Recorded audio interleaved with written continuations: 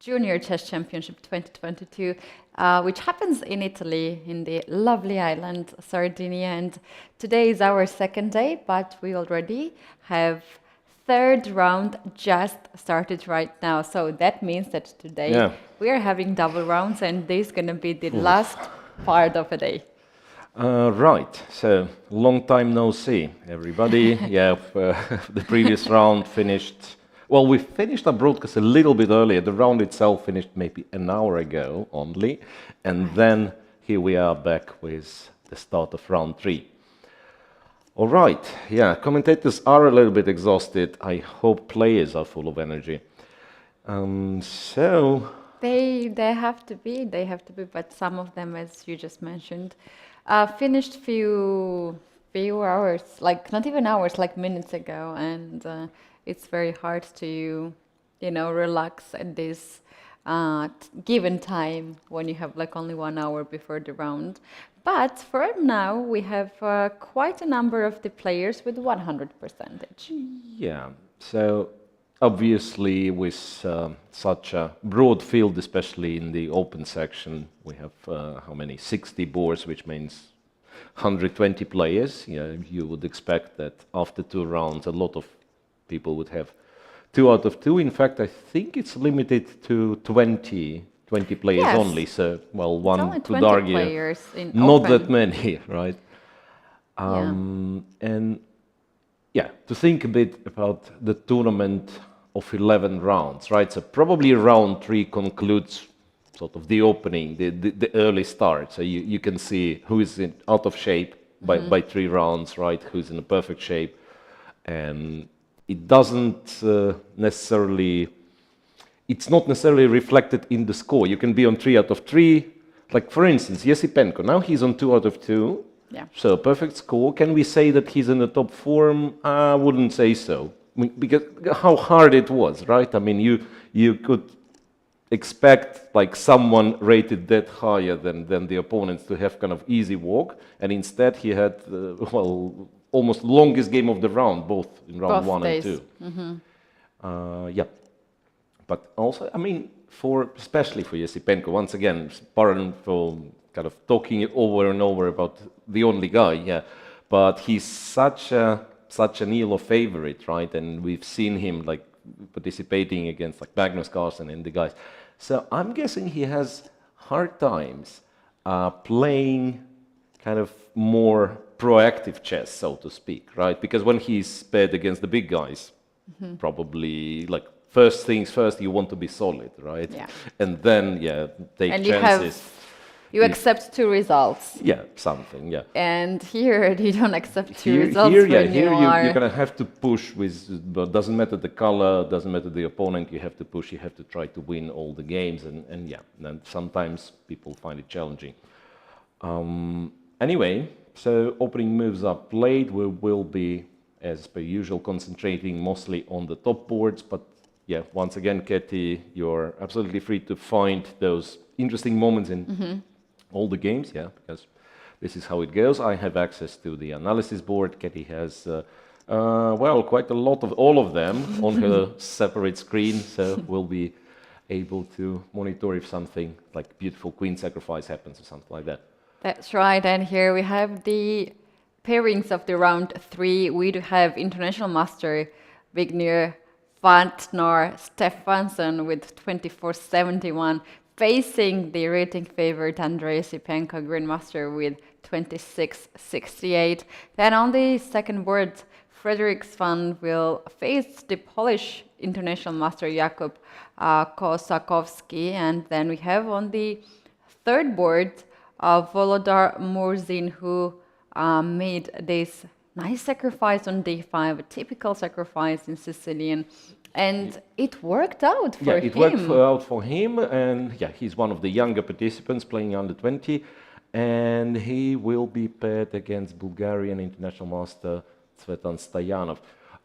Please pay attention that apart from Yesipenko, who's a huge ELO favorite, the pairs, like board 2, board 3, it's not such a big ELO difference. Okay, 100 points, but still the lower rated guys having white pieces, so this compensates for something. So that's absolutely unclear pairs. For girls, yeah, important thing to notice, we've lost top board, right? Okay, well, she's out of our sign for now. Yeah, so she made the draw. She made the draw, and therefore is not in the in this group of players on 100%.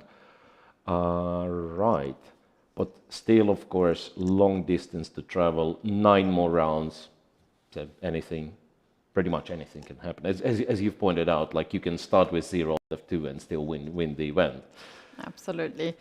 Sometimes at some of the events you can also have the strategy to make early draws and then let everybody fight on the top boards while you are playing at lower collect boards. some points lower and so on. Yeah, but anyway, what's good about 11 rounds that you will have to inevitably will have to play kind of the main characters, so to speak. So there will be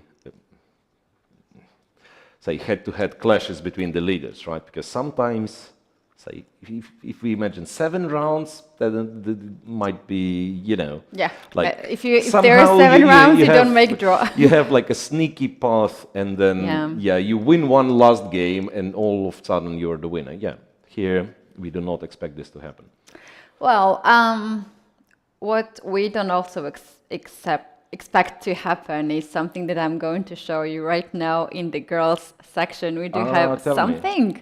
Result? No? No, something really, really strange looking, but also exciting. On board 6, we have some kind of unusual starts with h4. 3h4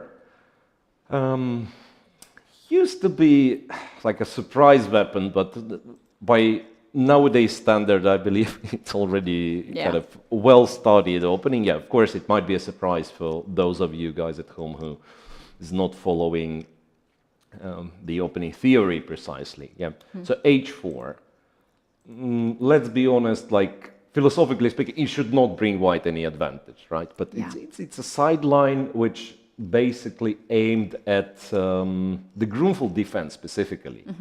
So you cannot really play the Grunfeld. If you play d5, white's going to take, and it doesn't make that much sense, right? That the knight takes, first of all, you can go e4. So unlike the Grunfeld, you don't have the knight on c3 yet, and also, which is much stronger, you will play h5. So that's maybe the only good thing about h4 line. Always the Grunfeld. As far as I remember, the main reply is to transpose into Benko as black, into Benko Gambit, to go c5, and if d5 is played, then to go to sacrifice the pawn with b5. Because Benko Gambit itself is not such a bad opening.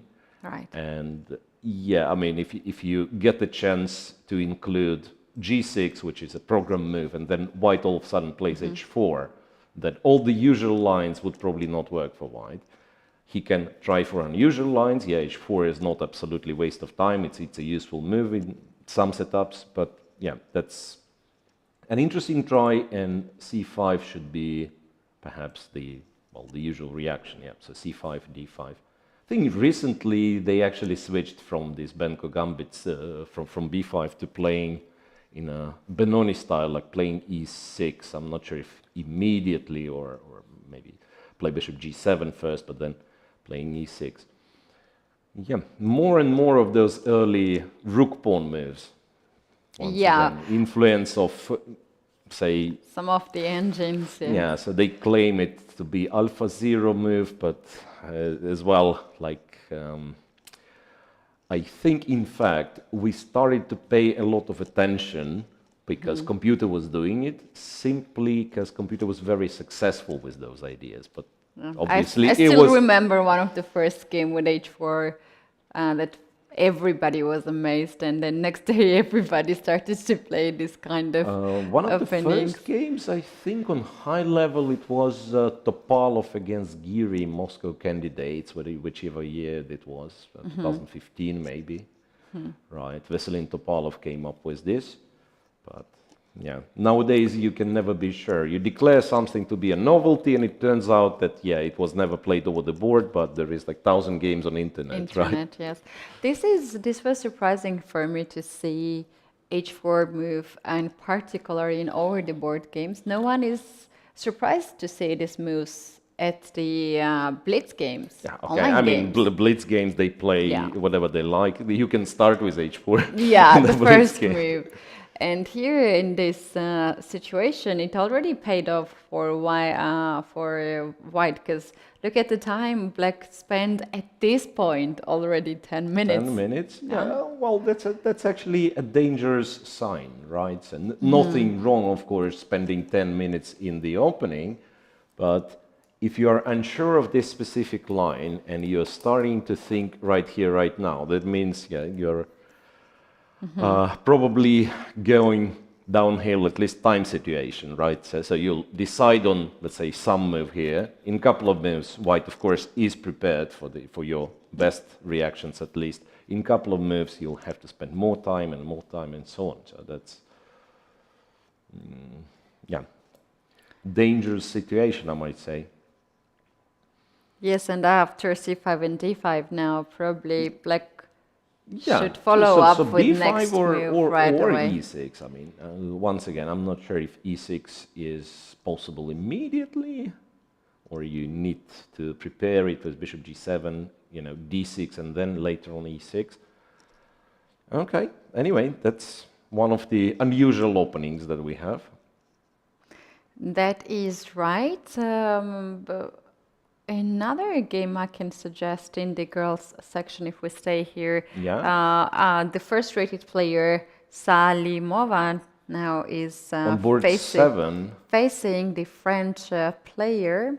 And here we have the opening that sometimes players just don't like to face with black pieces when we have London bishop out London there. System, e3, c5, c3.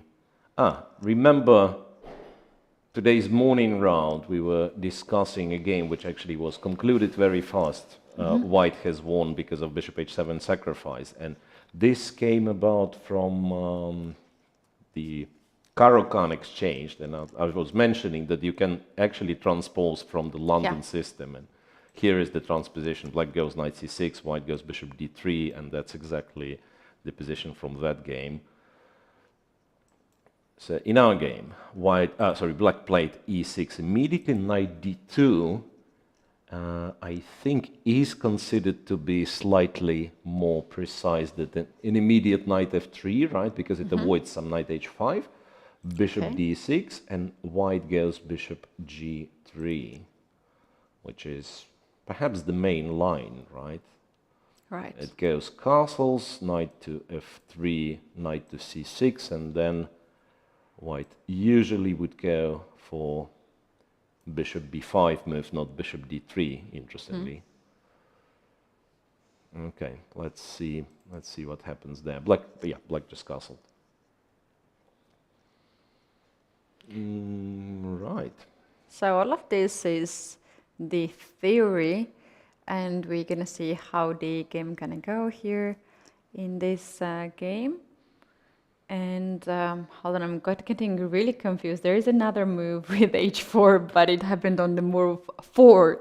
So we can take a look at that too while we're here in the girls section. This is the game. Like board 6 or something. Malitska Maria. No, board 6 is different. And Nurgali Nazerke. Board 8. Yeah. All right, that's... I'm not even sure what's the proper name for this. c6, g6, knight c3, bishop g7. Huh. Not even sure what's the name for it. Because this would be a Caro-Kann with g6, which from time to time people experiment with. Bishop g7, it's still kind of modern defense, Pirzo-ish ideas, right? And here, yeah, h4. Why not? Why not? Because black is somewhat not on time to react to h4, h5 threat, other than playing h5 himself. And then if you play h5, I think this inclusion, white benefits from this inclusion because, yeah, G5 can get to g5 square either with the bishop or simply by going knight f3 and knight to g5 next move.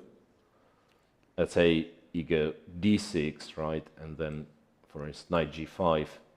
Bishop c4 and to go right away with this the knight attack. stays there. You don't really want to play f7, f6. You might end up playing f7, f6 because the knight on g5 is so annoying, right?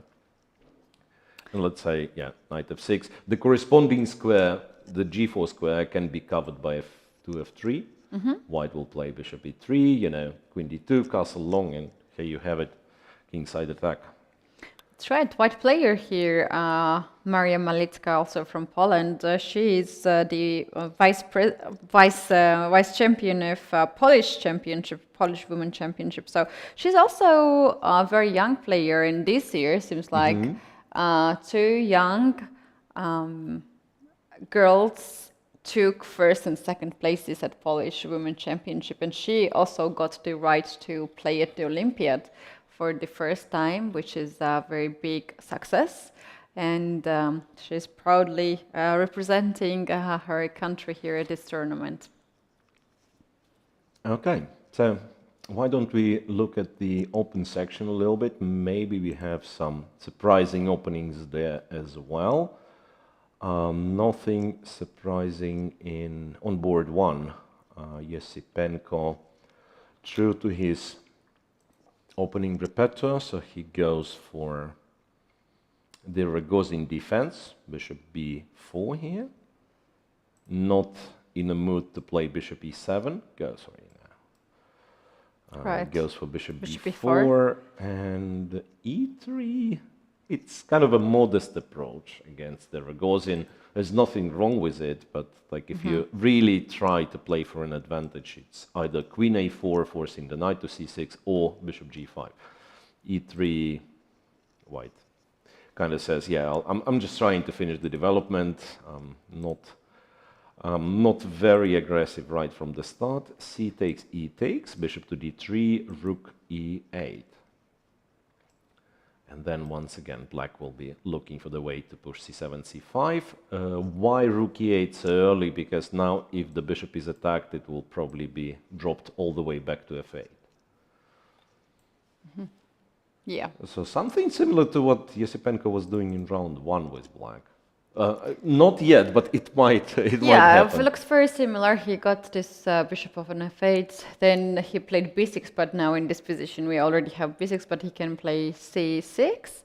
And as I remember, white, his opponent had quite a nice position. It was not so bad at all to have such a position against Yeah, but the difference was that the bishop, white bishop was on f4, right? So now we have bishop on d2 behind the pawn chain.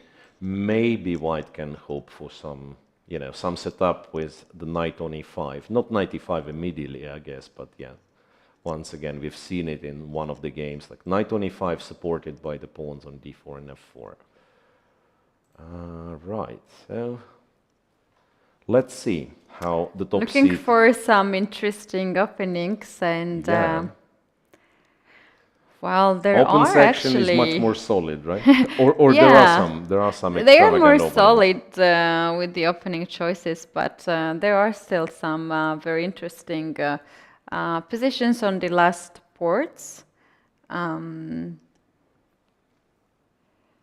and I'll try to suggest one of these moves, one of these games. Okay, this is very interesting. One of the last boards we do have here, FIDE Master Rumaci Gabriel from Italy against International Master Brahami Lamina. Wait. It's That's going to be one. something. A little bit challenging, right, to find that game?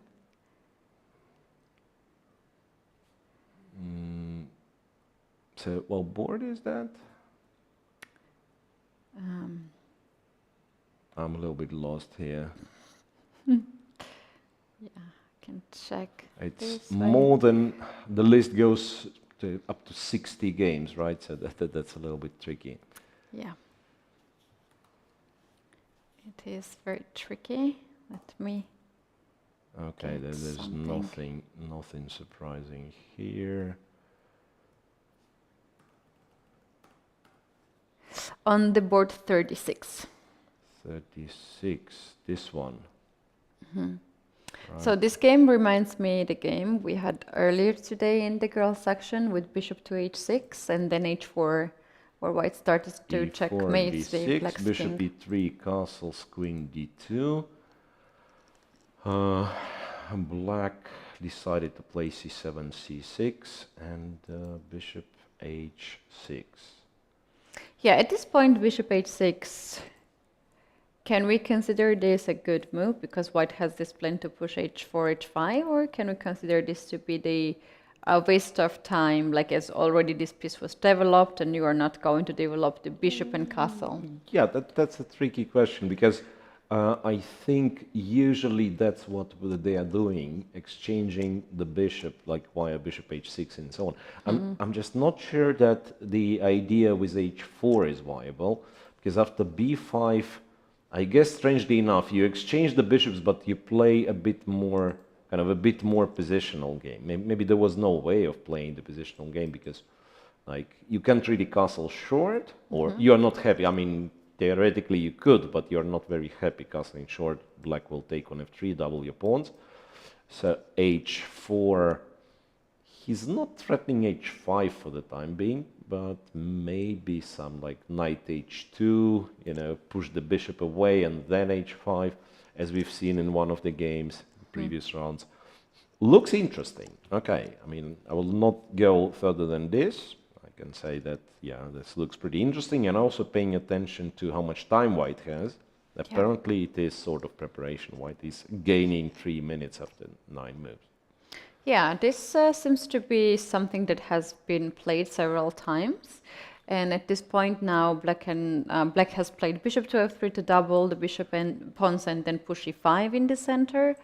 That also is very interesting position as white always has this kind of I mean, you like can sacrifice on probably just h5. take and go h5, and if the knight takes, you might as well just try to sacrifice an exchange, go castle long, and you'll have some initiative. Yeah, so a lot of h4 moves in this round 3, right? Round of Various h4. games. Various games, but yeah, one more time, I wanted to check the top boards. So Yesipenko we've already checked. Fredericks won against Kosakovsky. Swan having the black pieces, and finally the curse and the bless for the commentators, the Berlin system. Oh no, it wasn't the Berlin system. Wait a second. It was actually a7, a6 against Rui Lopez, right? But then they've actually transposed into something very much Berlin-like after this exchange in d3. So you can have exactly the same position, in fact, with the pawn on a7. Yes. So black has an extra tempo compared to usual lines. Right. Pawn could be on a7 if you're talking Berlin defense. But I'm not sure if it's any useful. It's rather can be a harmful move. So knight d2, castles, knight c4, rook e8, bishop g5. So all known so far. I'm not sure about bishop g5, by the way. Sometimes they do try to provoke f6, so that later on the g pawn goes forward and you kind of create targets in black's camp. But this is, I think this is done if you did not castle short yet. Like imagine white having a king on e1 and instead he would play, let's say, queen on e2, right? So you force f6, you go back, and then you would be castling long or trying to castle long and go for g4, g5. Okay. With your own king on g1, it's not that evident that f6 is such a bad move for black, right? And very often black, in fact, would go knight f8, knight e6, and build up like a very reliable setup in the center. So I think should be pretty solid for black. That's on board 2, and Swane has already played f7, f6. On board 3, Murzin with black against Stoyanov. And this is something very original. c4, c6, knight f3, d5, e3 is fine. And very often it would just transform it to, transpose into semi-Slav defense, right? But b3, this move exists. It has some separate theory. Bishop b2. Yeah. So usually the idea behind it is that if you castle, white plays some queen c2 and opts for very early g4. Yeah, right? you can also play with rook g1 and g4. Yeah. Actually, very interesting positions. Not, yeah. So the idea is like white does not play d4, doesn't block the scope, the diagonal for the bishop. The bishop stays on b2. Very often would castle long and then go checkmate. Right, but so what happened in our game is that black kind of calls white's bluff and says, yeah, it's good and all, but how about me playing e5 and taking the center? As I remember, this move supposed to be not so great because after c takes d5 as it happened and knight b5, and knight b5, yeah. Then white is simply getting this bishop here on d6, yeah, and so white gets has very pair of strong bishops. Diagonal with, for instance, if you take Knight here, takes, you have to take, I guess, because otherwise bishop will run away to b8. Yeah. So knight d6, queen d6, but what's then?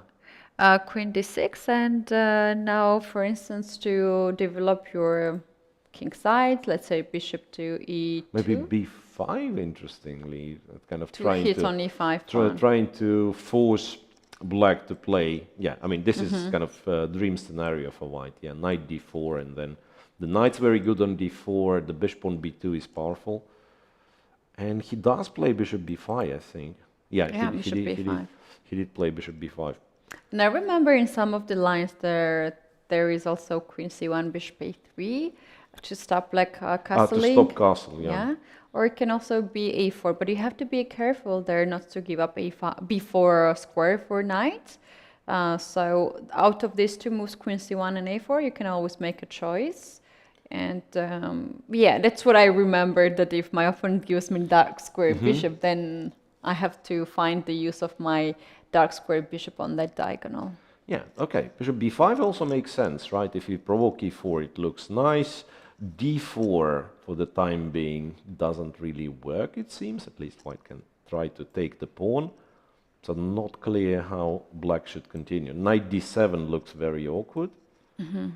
Even though, I mean, it could be a possible move, right? Knight to d7 and then support the center with f7, f6, castle short, knight later on goes to b6 when the pawn's protected.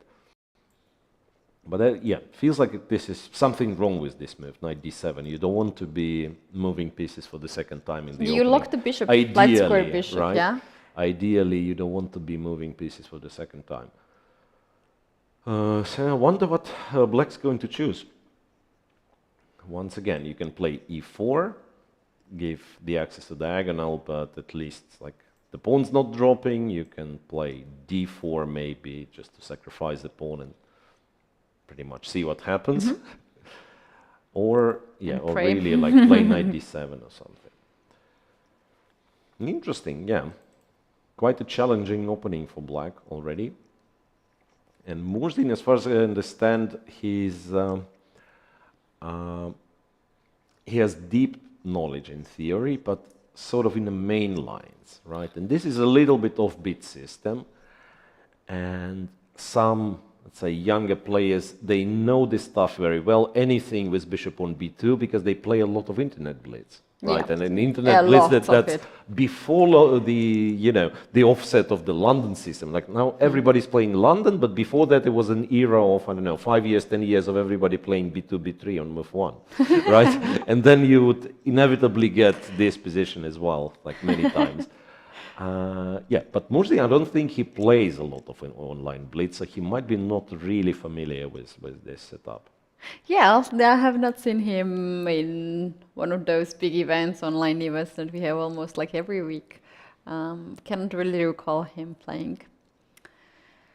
Very interesting opening. I really like to see this one. Very sharp line. Now this gets a little bit okay, like slightly better for white, but those lines with rook g1 and g4 or g4 right away to sacrifice the pawn is very exciting for white.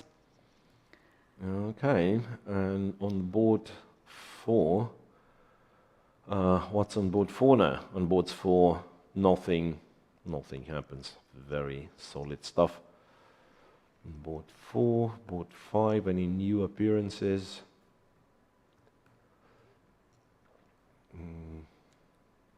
What's that? Karo Khan, I'm guessing. People still try this queen e2 move. That's funny. So hoping for knight d7. It's actually a reverse trap, because the usual trap would be black playing knight d7 first, and then you go here, right, and then you... Yeah, this looks a little bit silly, you know, this kind of setup, because then you're going for it. But this one, what we have in the game is smarter way to go to there, because knight is hanging on e4, and you want to take this knight with the queen. I just protected, I just protected the knight. Yeah, I don't know, by the way, if white gets any advantage if black does what he does. Yeah, just trade on e4, go knight d7. And, okay, anyway, that's the resulting position. The queen ended up being on b3. Black traded a pair of minor pieces, which is usually a good sign. So e6, I would expect, bishop to d6, castle's short, and like usual, typical, very solid position. You can have it from various openings, like Scandinavian, from Alekhine defense, from some other Okay, can we go back a little bit Sure. about this point where queen e2 was on the board? Mm-hmm. So we make fun of this move, right? Just give a wild guess how many games has been played. Like I have access to the database right now. Yeah, but it depends what level, what yes. what database. you're Online talking. database. But with online games. Yeah, but then it's hundreds. I don't know. No, not that much. Not Actually, it that- was like really few, but there are some games. And after knight to d7, Knight d7, knight d6. You mean? Yeah. yeah. So what I can see here, there was move knight d6, obviously to checkmate. There was move d4 here, After and knight also d7. b3. Yes.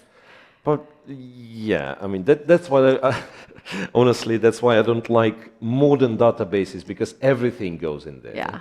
Like I agree I with play, I don't know, a game of chess with 30 seconds on the clock, like everything pre-move, and still it would be in the database. And when you're searching, you find those games, and you might think, okay, this is theory. Like, and especially when people. It's a very common thing. I want to prepare something new. What do? I check the games of the very best players, right? Yeah. Magnus Carlsen, Hikaru Nakamura, these guys. And then guys are simply trolling by playing like these silly openings, e4, king e2, something like that. Yeah. Very famous ones. Yeah, and people would I don't know. Some people would think that that's a serious opening, and I've seen people discussing kind of with some amount of seriousness. I mean, this Bone Cloud opening. Okay, it's not an opening, guys. Okay, I mean it is, but it's not. You can play it. It has a name, and it's a very bad line.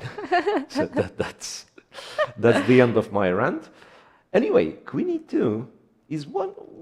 I want to say one of those opening traps that I actually like, because it's, you know, it's not that you're playing for a trap only. It's a specific setup, right? So white actually gets what he wants. A queen in the center after knight d7, d4 controls the center. Yeah, he spends some time moving the queen around, but on the other hand, black doesn't really get to, you know, get to play something in the center immediately. Like c5 is not comfortable, e5 is not possible yet, so white still will end up having a bit more space, maybe slightly more pleasant position.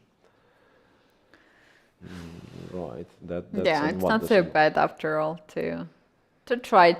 Maybe your opponent will Maybe, blunder yeah. something. It's the second round, you know. Some people are just tired today. Right, on board 6. Wow, okay, this is So what's the golden shortest classic. game you have ever lost? Ever lost shortest game?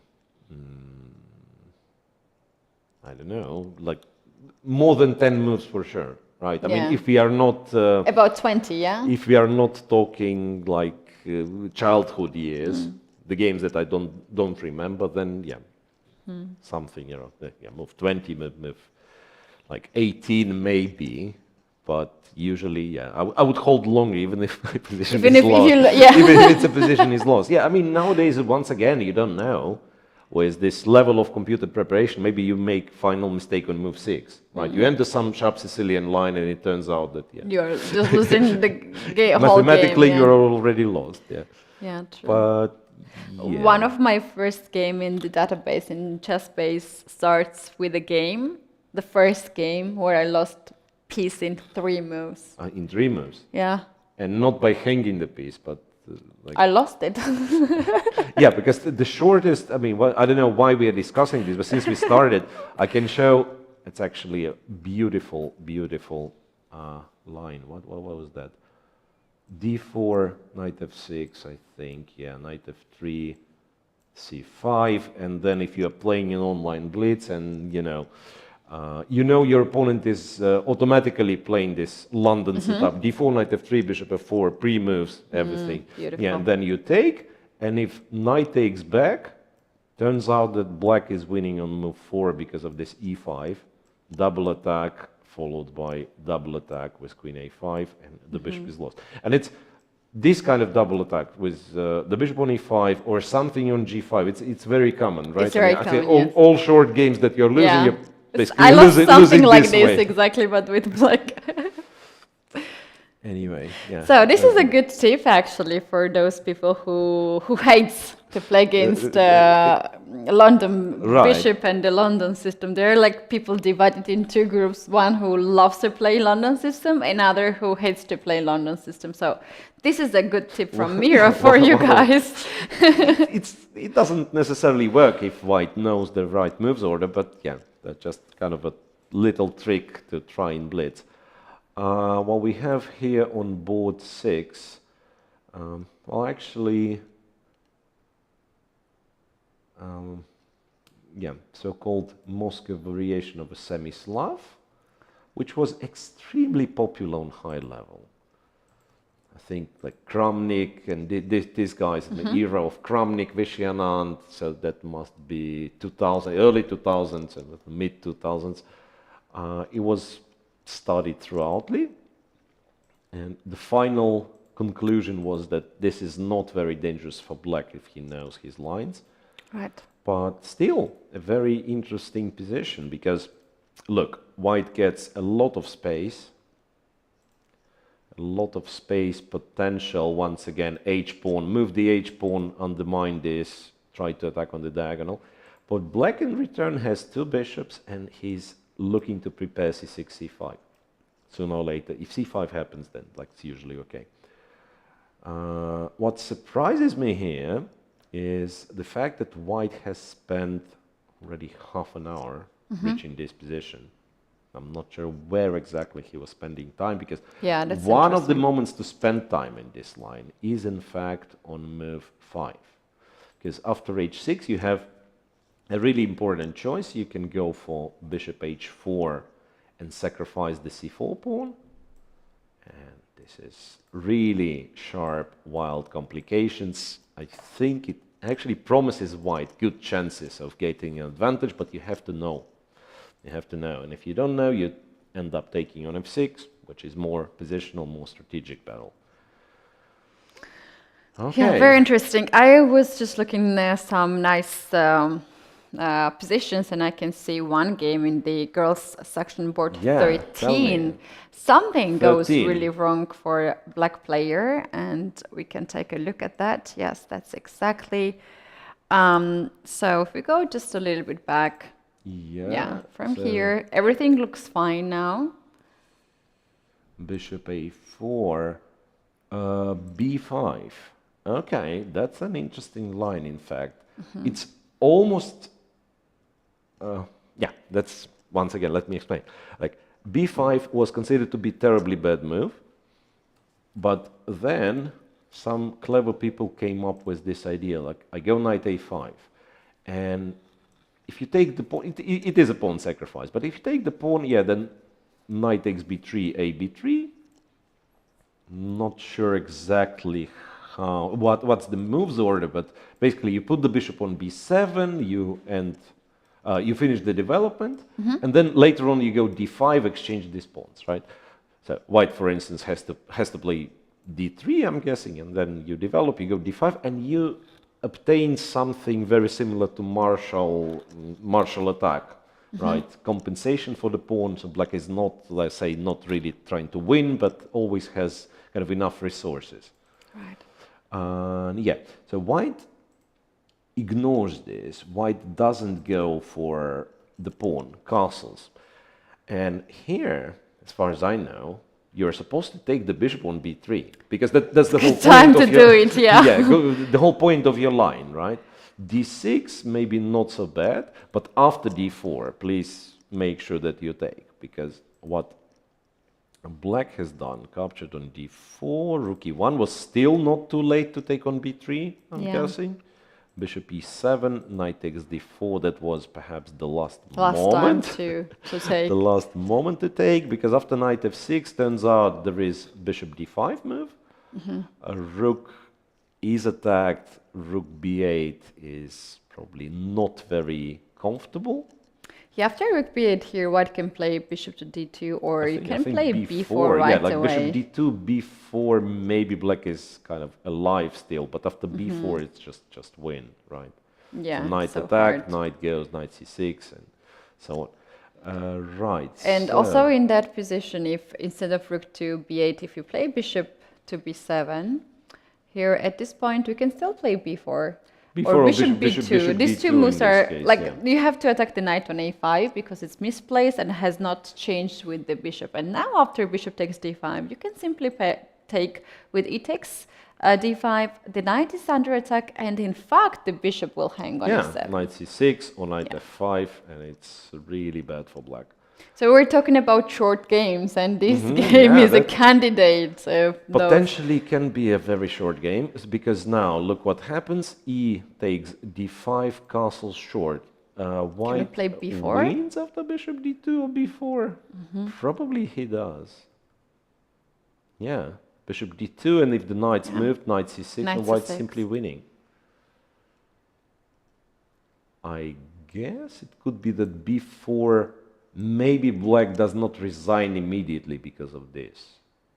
Right, but the difference here, like if you take on a5, then black will take on d4. But when you play with bishop d4, the difference is bishop that... d2, d2, yeah. Difference is that after c5, now you take the knight and you attack the queen. Black has to take back, and then also you have knight c6. Yeah, so bishop d2 just wins. Right. Surprise, and it's... the board's not and that b4 low. has been played. b4, not bishop d2. Okay, so black gets a chance to sort of bail out with c5. Still, it's not a dream position. It is not. White's You can much just take the better. pawn, Just yeah. take. The knight is almost trapped. Has to go to c4, and then I don't know. It's a healthy extra pawn on c6. You can just play whatever, knight d2, right? Maybe you have better options, but even say simply play knight d2. Either trade the knight. If black doesn't want to trade, then knight b3, knight a5. So you probably preserve an extra pawn, and even if you lose it, at the end it's a better structure, I guess. Yeah. d6 will be hanging. Yeah, well, it's very often very hard to remember the lines, but it's always good to remember the plan, what plan you have. Like for instance, this game, I'm sure will be a very good example for a black player, and for the next moves, she will always take the bishop on b3. Yeah, right away. Here, it's not even about the lines. Yeah, there is, how to say, I mean, the whole logic of the entire line to go b5 and knight a5 is to make sure that you're exchanging the bishop, right? And then all of a sudden, black has sudden change of heart, right, and goes knight f6. Right, so looks like an early opening victory for white. What shall we check the top boards in the girls tournament? Because this is something not very usual. What opening was that? I think we took a look at this. No, not really. So it's board 1, right? It is board 1, and here we have Kamali, who had a very nice game today with black pieces. She managed to win rather easy. And then we have Zala Ur. So this is the position what we have right now. No, this is actually just the beginning. I'm just going through the moves just to see what happened. Yeah, b5, bishop b3, d5, so-called open variation of Ruy Lopez. Bishop e6, and then among other lines, I think the main, I'm not even sure what's the main, c3 or knight d2, two main moves. Queen e2 is also an option. So queen e2, in order to place the rook on d1 opposing black's queen. Knight c5, rook to d1, knight b3, a b3. I think in cb3 sometimes is an option as well to open the c file, because you want to fight for the c5 square. But yeah, bishop e7, c4, b4, knight goes here, queen c8. Gives black a chance to unpin the d-pawn. Knight f1, dc4, bc4, and castles.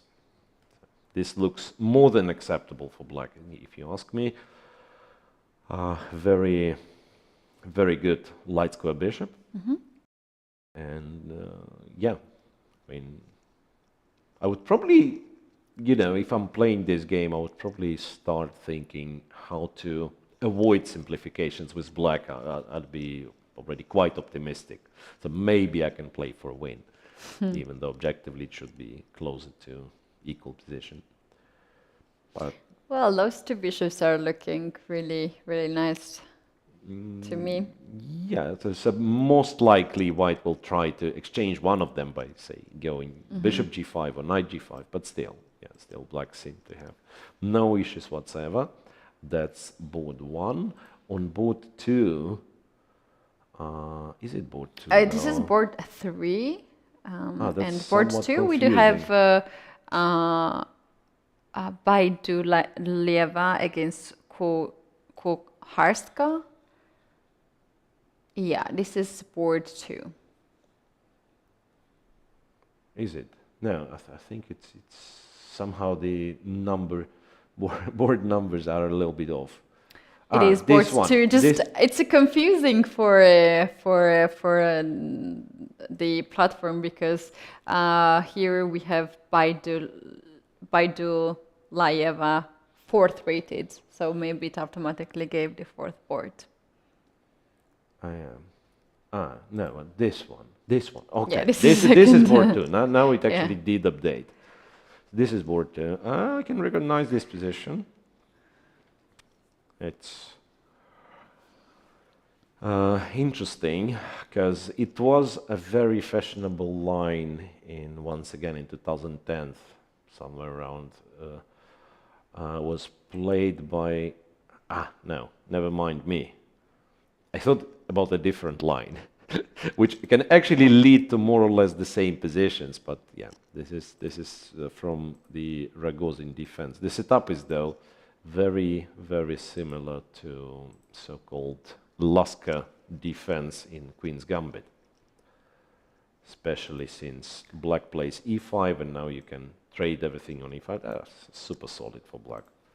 ED4, knight e4, and then you probably just play knight e5, develop the bishop, put the rook to d8, and then if the bishop is attacked, you actually go all the way back to c8. So rook's in the center, knight on e5, nicely, and Black. Not too much problems here for Black. Usually doesn't have all that many problems. Yeah, I found it more annoying for Black when White keeps the pieces on d file and keeps somehow knight on f3. So then all these kind of e5s very often results with d takes e5 and then rook to d8 in the end. That's a bit annoying, but this kind of setup, as White just gives up the control over d file, should not be something that Black is actually worrying about. Yeah, it's like e5 is really the key move, accessing this position. If you can play e5 and you do not really, you're not really worsen your position. If it works, then it works beautifully. Yeah, but very often, as you said, like e5 would result in White controlling the d file or White going d5 after e5 sometimes. Yeah, that might be tricky. Next right one, then. we have to take a look at the game of two German players facing each other on the round 3 on the third round. Third round on the third board. So what is going on here? I would never be able to guess. How do you get castle long for Black from Gioco Piano? It actually started as two knights defense, but nowadays nobody, it would seem, goes for knight g5. So d3, bishop c5 is just a nice transposition to Gioco Piano. d6. Then once again, I've mentioned it many times and I'm ready to repeat it. It's really hard to say what's the most precise move for White, what's the most precise move for Black. It leads to very similar positions.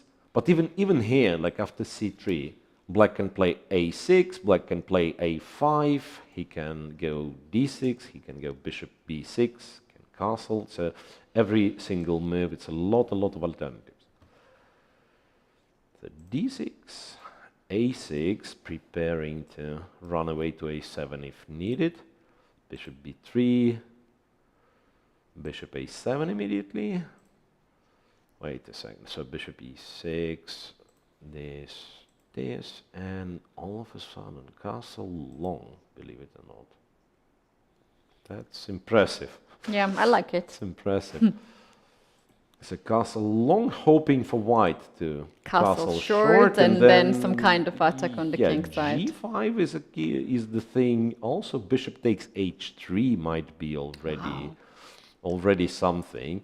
But I think most often it would be g5, g4, very quickly opening some files, right? So we cannot really recommend castling short. Instead, d4, e takes, c takes, and Black, of course, challenges the center with d5. And you're right, it actually does look nice for Black, because, it really looks good. d4 pawn is a little bit of liability. I think, you don't really want to take on d5.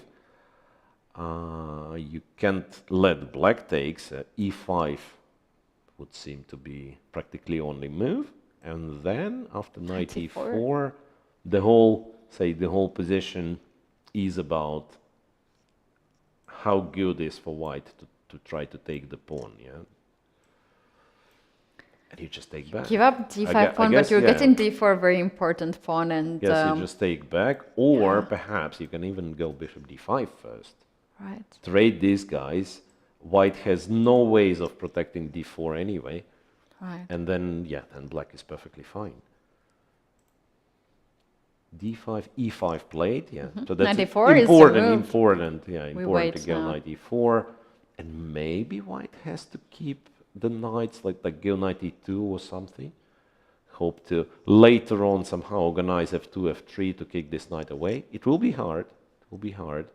Maybe just f6, you know, undermining a center. Yeah, it feels like white spent too much time maneuvering, right? Knight e4 is on the board. Yeah. 94. Black seems to be well prepared. She has 20 minutes more on the clock and quite tempting position. Yeah, the position looks nice, really.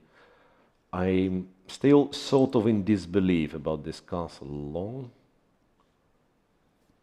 Because, yeah, some b4s might be a thing, like b4, a4. Interesting, yeah, that's such a surprising move, castle long. But yeah, perhaps it works. Looks like black was, player with the black pieces was well prepared, and still is, right? So only spent 10 minutes. So yeah, the further we go, the more original stuff we are getting, like really unusual opening setups and so on. So what do you think in the second round? We're gonna have some games which gonna end rather early with a draw, or we might have With some the draw, strange not opening? really. Not with the draw. I'm afraid there will be some people who are exhausted and they might lose quickly. But these guys, as practice has shown, they are not very keen for short draws. They usually like to fight. Yeah. What I can remember in the days when I was playing double rounds at this kind of events, I was not having a bad days. Usually I was getting 1.5 point out of 2, which was very good. But then I was so exhausted for the other rounds, then I was losing the games really? afterwards. So that's interesting. Yeah. That's interesting. Yeah, if you think of statistics about your results after the double round, yeah. So because this might indeed be the hardest day, not the. Once again, you shape up for double round. Yeah, I'm like and you're fully focused, yeah, everything, and then when it passes, oh yes, that's once the again, hardest let's part to relax. come Finally, back, yeah. Finally, we get some rest. But yeah, you have to and play a game tomorrow. very often at the tournaments after double rounds, they are giving rest day to the players, and that's very good for people like me who just getting very tired very soon. So, yeah, these double rounds are kind of test of the energy, you know. A lot of people usually considers that, oh, it's not a sport, you don't need much of the energy, you are not running, you're not fighting, it's not a sport. But in fact, how strong you need to be to be ready for such days, right? Yeah. Double rounds. Even to commentate on such days, you have to do some physical activity In as shape, well. to be in shape. Yeah, right. So I'm just looking at development of this early h4 setup, and for now, black manages to cope with it. Not so bad. Not so bad. Yeah, I'll go back to the open section just to see once again on the very top boards what do we have.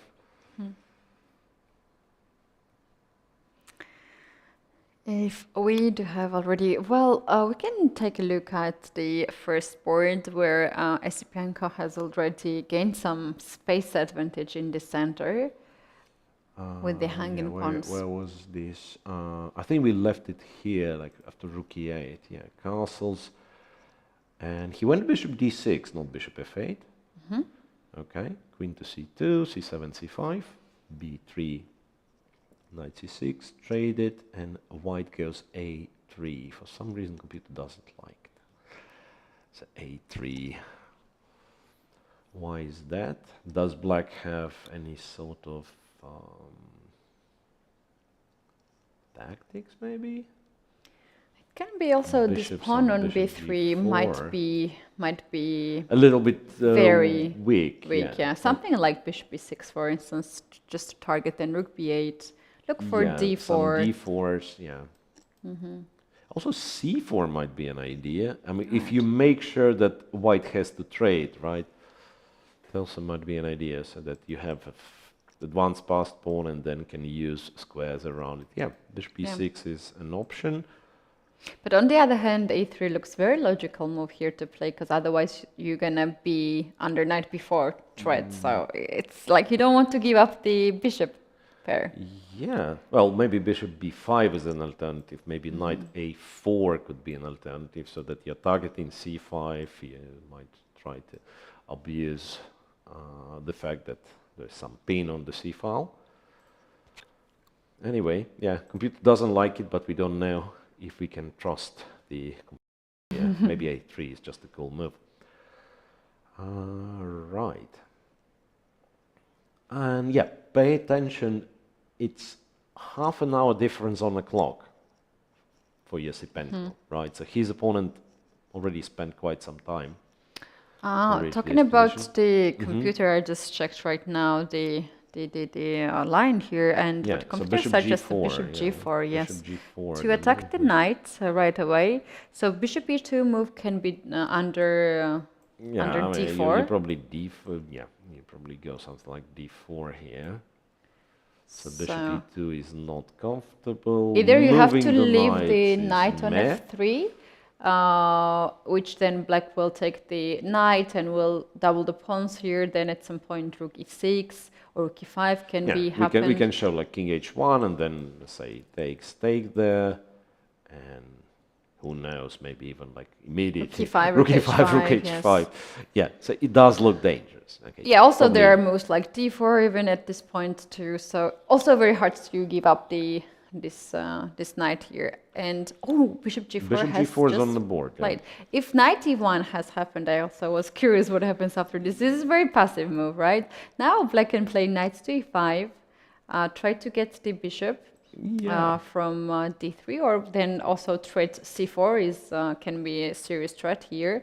And black is getting more and more pieces on the king side. Yeah. So that's usually how it goes. At some point you throw in d5, d4 and start sacrificing on the king side and win the game. Now, knight e1, I don't think knight e1 is the plan. If anything, maybe bishop e2 is what you have to do. d4 and just, I don't know, go to a4. Not a pleasant position to be in, but who knows? Maybe that's the best. Maybe that's the best white has.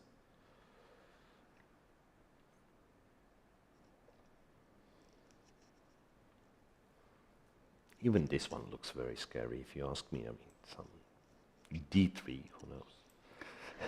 Wow. Queen d3, then Now bishop take f3. this guy. Yeah, bishop cannot take because it's a check on h2, so pawn has to take, right?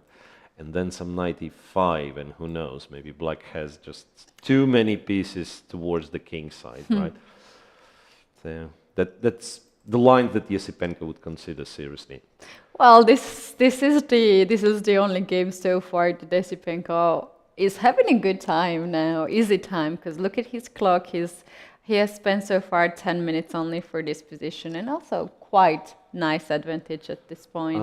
Right, but if we recall his previous games, he never had any trouble getting the advantage. Like No.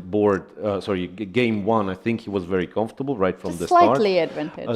Then game two, it once again was very pleasant. So I think his problem is something like he knows he has the advantage. He doesn't want to, I have the advantage, I must convert it. And this idea of must convert the advantage sometimes plays tricks with you. So you're sort of indecisive. Yeah. Should I go for this endgame? Should I keep more? Or should I keep tension? And he ends up winning anyway, so good for him. Yeah, he's not making any mistakes. He's not really Right. making any mistakes. But he makes it look very hard, right? So once again, you would expect from someone who is such a ELO favorite, I mean, you would expect kind of making it look easier. No, not yet. Let's say, not yet. Right. On board two, looks like a very comfortable position for black, for Frederick Svanne. I don't like this final move c5 here. Some people might say like, oh, the bishop on f8 will be then locked. But in fact, this c5 pawn tries to fix the center, and Yeah. then D3 is... D3 is it looks to me Sicilian pawn D6, which is always backward and always a trouble there. So I would also expect here something like A5, bishop A6, then double the rooks you on go D to file. C6, you go A5, bishop A6, and then indeed you just start pressure on the D3 pawn. And what I really like about this position for black is that also after all, you cannot challenge the center with D4, because then rook on E file is ready to get into the game, and after D4, it takes D4, then E4 pawn will hang. Yeah. Yeah, and somehow usually D4, with black already having the pawn on C5, D4 somehow is not a great idea. Wait a second. So this is why black managed to get that many moves in, because white spent quite a lot of time. I mean, first of all, bishop G5 provoking, quote unquote provoking, F6, which is a useful move. Then after that move, knight A5, trying to, stop black from normal development, but black's perfectly fine with going knight B8. Nice. Yeah, knight B8, protected. And this is really C3, nice move. just B6, C5, retreat to come back with stronger, right? With on a better square on C6. Beautiful. Right. I would say that black has already solved all his problems and maybe looking for the ways to seize the initiative. And on board 3, just quickly, we'll check this unusual B3 setup. So E4, that's what Murzin played. E4, knight to E5, castles, captures, there goes rook C1, bishop B7. Yeah, like the knight on E5, is it that comfortable here? That's a question, right? Because I can imagine the situation where black moves the knight away, goes F6, and all of a sudden you end up being somewhere on G4. So you have to act with white, right? Maybe like Queen C2, Queen C5, something like that. It looks comfortable, but is it really comfortable? We don't really know. We don't know yet. Right? I was thinking about something like bishop to D4 to, be ready to occupy C5 square. So to stop, yeah. Like kind of, you're not really threatening to go C5. Yeah. Well, if it's my move now, I would play knight to G4 next move. And then So now the threat is serious. I want to either take the knight on F6 or I can play bishop C5 now. But then we have to take a consideration that we're not castled yet. So black can also play some moves to stop castling. No, strangely, I think the natural move is the best here. You probably just castle short. Like realistically, you'll have to castle sooner or later. C5 might be an issue though, right? How about F4 here to play with white? After castles, or Yeah. that's a possibility. That's one of the possible setups. Yeah, because if black decides to capture, then after Queen F3, all of a sudden all white pieces pointed at black's king position, right? Right.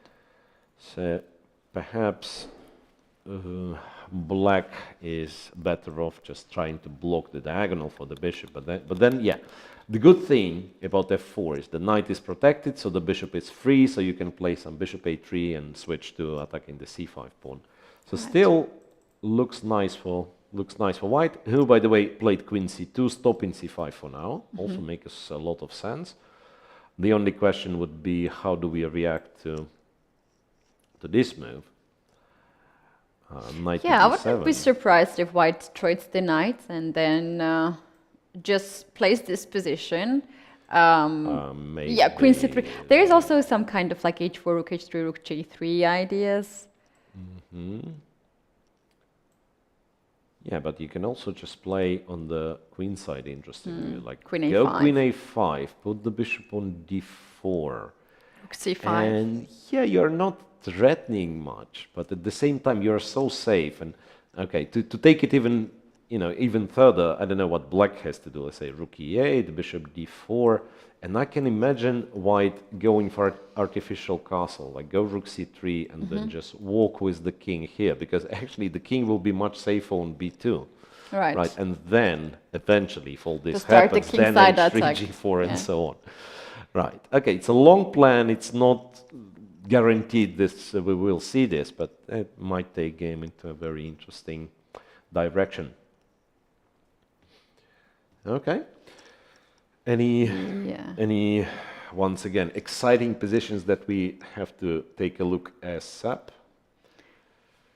No, and not even the results yet. No, None no of the results, games have less than an hour of play. Okay, not now. It's more than an hour of play, but still no results. Board 9. One of the two girls that actually takes part in the Open tournament, Zhu Jing'er, right, from China. She's on 2 out of 2. Has the black pieces against Bela Jakub from Slovenia, I guess. So I think it's Jakub Bela, because if you say Bela Jakub, it can be woman's name Bela, but if you start with Jakub Bela, I'm not sure. I'm not sure. Bela is a perfect name for Hungarian boy, for instance. Really? Okay. There was a famous composer, Bela Bartok, fortepiano. Still remember stuff. Yeah, so that's a possible name for a guy. That's what I mean. Yeah, let's see what's going on here. C3 Sicilian. C3 Alapin Sicilian. And somehow lately they stopped playing it on high level. I think like everyone studied a line or two where black is fine, and yeah, it's practically not played at all. The position we have right now is absolutely fine for black. I would actually think if anyone has prospects to fight for advantage, might be black. Thanks to this pawn structure, bishop on c3 is actually quite stupid. Bishop on c5 eyeballing the f2 pawn is much more active, one can argue. And white's plans of, you know, attacking the king are not very realistic, with that many pieces being traded already. Like if you would have, say, knight on f3, bishop on b1 for white, and then some black pieces hoarded around in the queen side, then we could talk about white having prospects of attacking the king. And being as it is, like you bring two, somehow, once again, easier said than done, but you bring two of your heavy pieces to attack the king. Black, if he is very scared, plays bishop f8, and it's perfectly solid. Right. Trade of pair of rooks. Yeah, I think, once again, I'm not sure what white's intentions are, because if you, let's say, if you're a little bit naive and you just think that you can do this, try to trade pieces and make a draw easily, you might be up for a bit of disappointment, because really, black is better already. Black perfectly fine here. Better already, like a square on d5 as well. Now black controls the d file. Yeah. Black controls d file. Black has a target on f2. e5 pawn is fixed on the color of the bishop. Yeah. Those are like little details which gives you some freedom of the choices. Yeah, and it all adds up, right? I mean, so this is a little in black's favor, this is a little bit in black's favor, and yeah, it's better. Before we take our first break, I suggest to take a look of the game which is happening on the board 40. This game seems to be very interesting from the very beginning. Yes. Board 40 was this.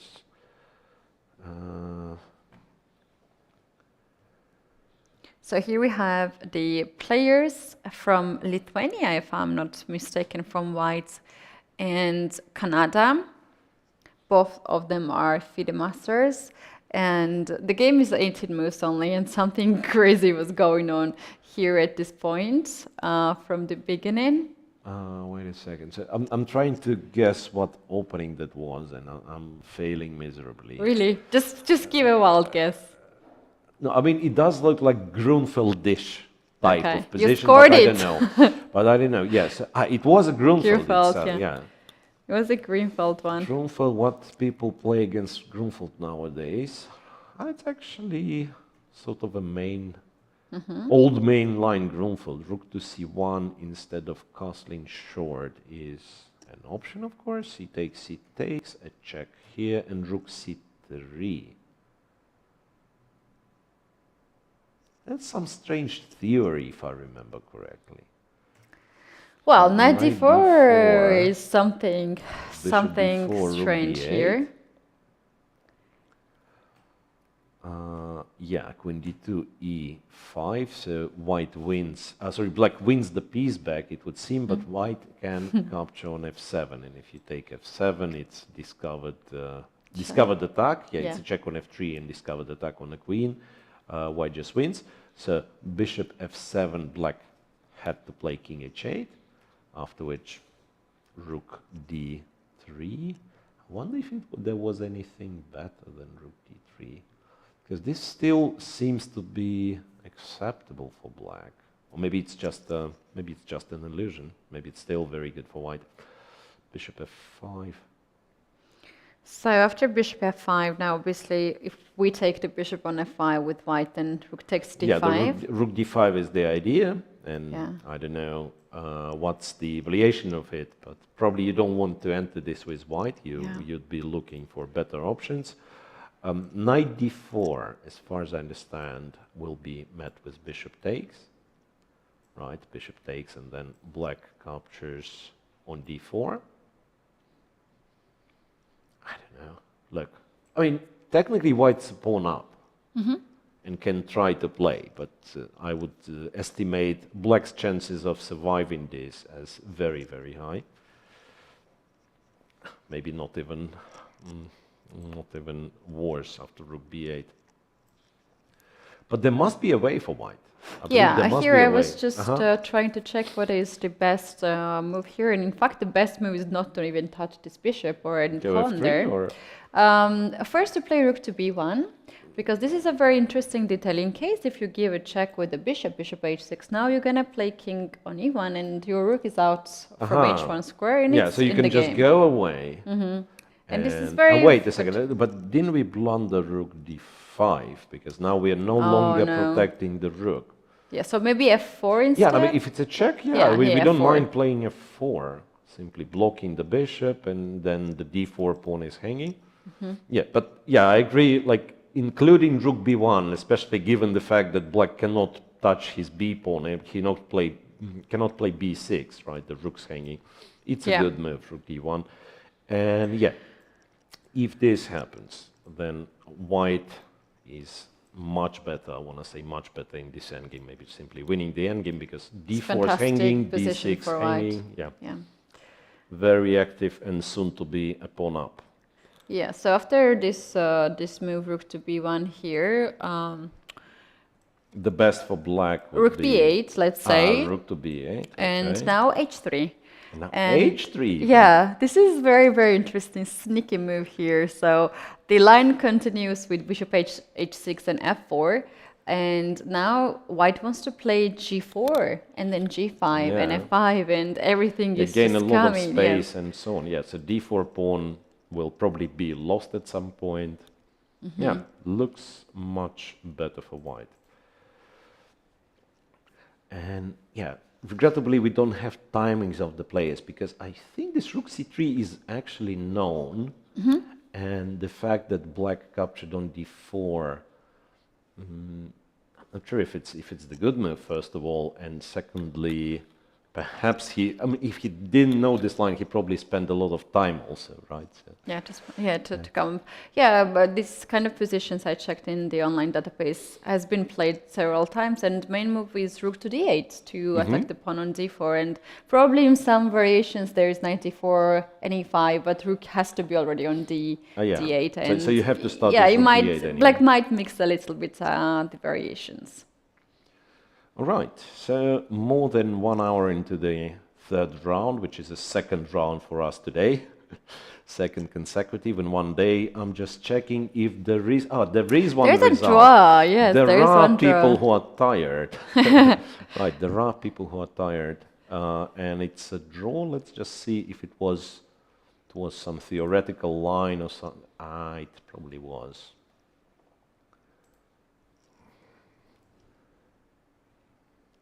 Right, looks like a long theoretical line. Knight c3 wins the pawn here. Black goes bishop e7 timely, just to exchange one of the bishops. Otherwise, white would be better. And yeah, rook c5 check, bishop f1. Then king goes to g2. Then bishop is developed. White is not even worse, even though he's an exchange down. Yeah, so the game has been played for 31 moves, and I can see in the database 21 move out of this 31 has been already played in the other games. And also looking at this, at this point we have the games in the database. Seeing this move 31, I think that we have a rule not to make a draw before 30 move moves. 30, yeah, maybe. But yeah, once again, having a double round is always challenging, and it's perfectly fine if, player with the white pieces decided that, yeah, let's be solid, let's go for some line. If my opponent knows how to equalize, it will be a draw, and we just have another draw, it seems, right? Another game has been ended also very close to this board. This is another draw. This reached move 30. 30 as well. Which kind of confirms on your theory that we have 30 moves rule. Yeah. Right, so no draw offers before move 30, right? No, seems like not. Which people manage to avoid from time to time, going for like silly repetitions in the very beginning. True.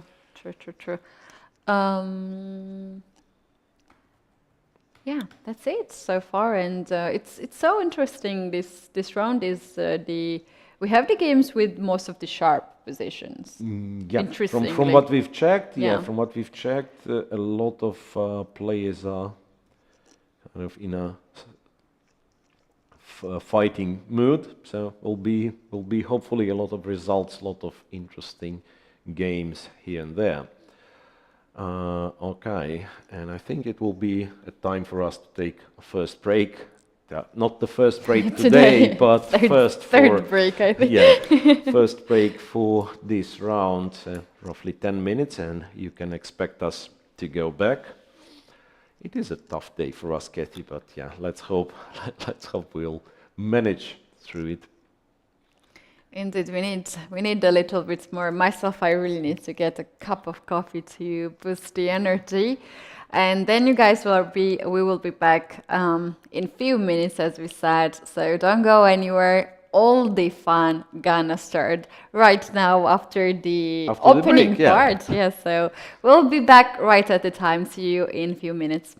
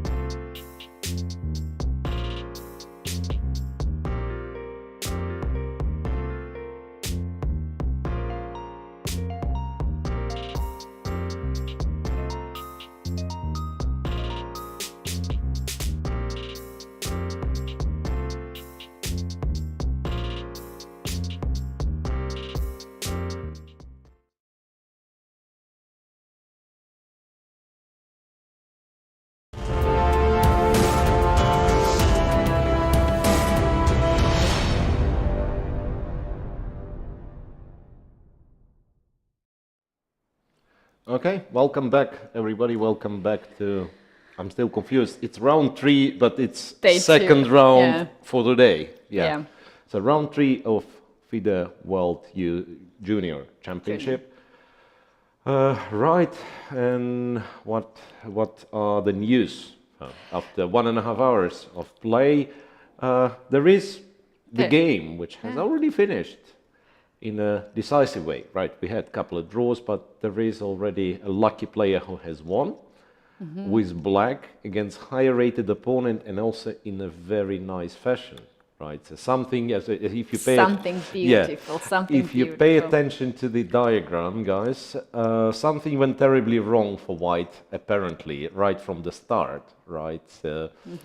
And in a And- position here, black goes b4, and knight has nothing to do but to go to b1, and black breakthrough with c3.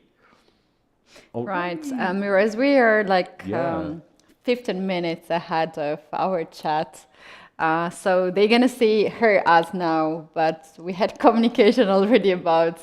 I had a communication about this game. I promise I'm gonna show very, very cool sequence here, and we're on the way to see that. So Yeah. guys, this is the game.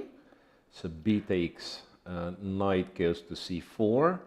Maybe somewhere here there was a moment like try to save the game. It looks fairly bad, right? Queen g3, queen to a5. So queen joins the attack, and this poor king on c1 has nowhere to run. So just captures, knight takes, knight to c3. And here I believe there must be few ways to win this game, but what a beautiful way black has chosen. Queen takes a2. And now Queen that I'm sacrifice? thinking, believe it or not, but it's probably a forced checkmate. Because there is a Maybe checkmate on rook d2. b2 and c2. Rook d2 seems to be the only move to escape from. Yeah, probably rook d2 is still holding, but Yeah. then black should just win trivially by giving a check and, then taking the rook, taking on c2, everything falls apart. Right, the game, so, of course, a nice gesture, I believe, from white player to take the queen and to give his opponent the opportunity to deliver this beautiful checkmate. So knight a2, winning with black in 21 move by checkmating the opponent's king. What can be nicer than that? Right, so we have the first winner of round 3. Beautiful game, really beautiful game, and Black has here more than 1 hour on the clock. I'm sure he can call this one of his best games Yeah, in the career. nice combination. Yeah. All right. So let me quickly check on the top boards in the open section, then we can go to the girls section. So one more time, Yesipenko against Stefansson. We've seen bishop g4 last time we visited this game. Yeah, white played knight e2, which allows black to take, to go knight e5. Well, actually it gets scarier and scarier because now, look, f3 pawn is hanging. There is no way of protecting it because, well, actually, maybe king g2 is G2 is the possible. way, Maybe yeah. king g2 is possible. Originally, I thought maybe you just have to go all in and play f4, but this is something that gives black even more squares for his pieces, and won't be surprised if, already I can start thinking of knight g4 just to deploy the queen to h4, and maybe check and knight g4. Check takes knight g4. It looks very scary. Maybe king g2 is what you have to do, but then doesn't it kind of expose the king even further to some sacrifices on f3 and this Something and knight that? g4 to open up Knight the queen. g4 and then bring the queen, Yeah. yeah. And if you want to be solid with black, you have measures to do this. You can go knight g6, then knight h4 is a very annoying threat. White will probably have to end up just taking on g6. You take with the h-pawn, and yeah, you're just better. No risk, better structure, more safer king, yeah, so everything in black's favor. Right, on board 2, not that much of a development. Still this position where white, not only white spends a lot of tempi with his pieces, but also spends a lot of time. I was wondering why the position remains the same. It's because white spent by that time, yeah, it's move 15, white already down to 35 minutes. That Yeah. spells trouble. Board 3.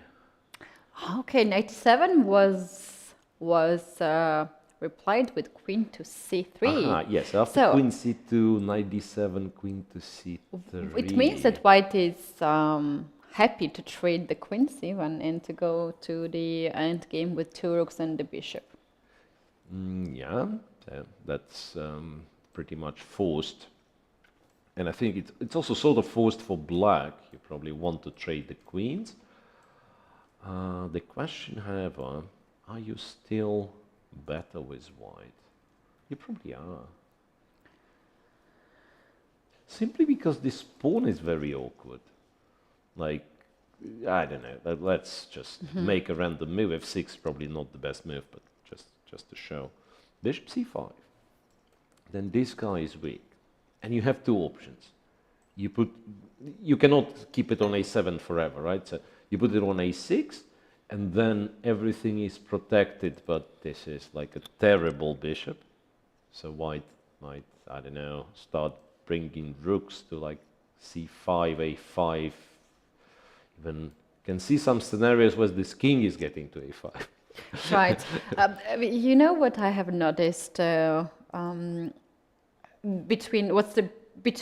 difference between this position, which is endgame without queens, and the position with queens, that some of the players are thinking that this is already safe territory. Yeah. Without I will queens. trade the queens and that's It's going it. to be a draw. And very often people with 2 rooks, it's even like it's tense right now. Yeah. If there's 1 rook or it's just obstacle color bishop, the side which has the worst position is so relaxed that very often they even give you the face. Like, why are you playing this? Yeah, like, you're not winning, it's draw. Right, but the But position is you are much more... losing the sense of this tense, and you might just be outplayed because at this very point there's 2 weaknesses. In chess, having 2 weaknesses is a very bad thing, you know. Right.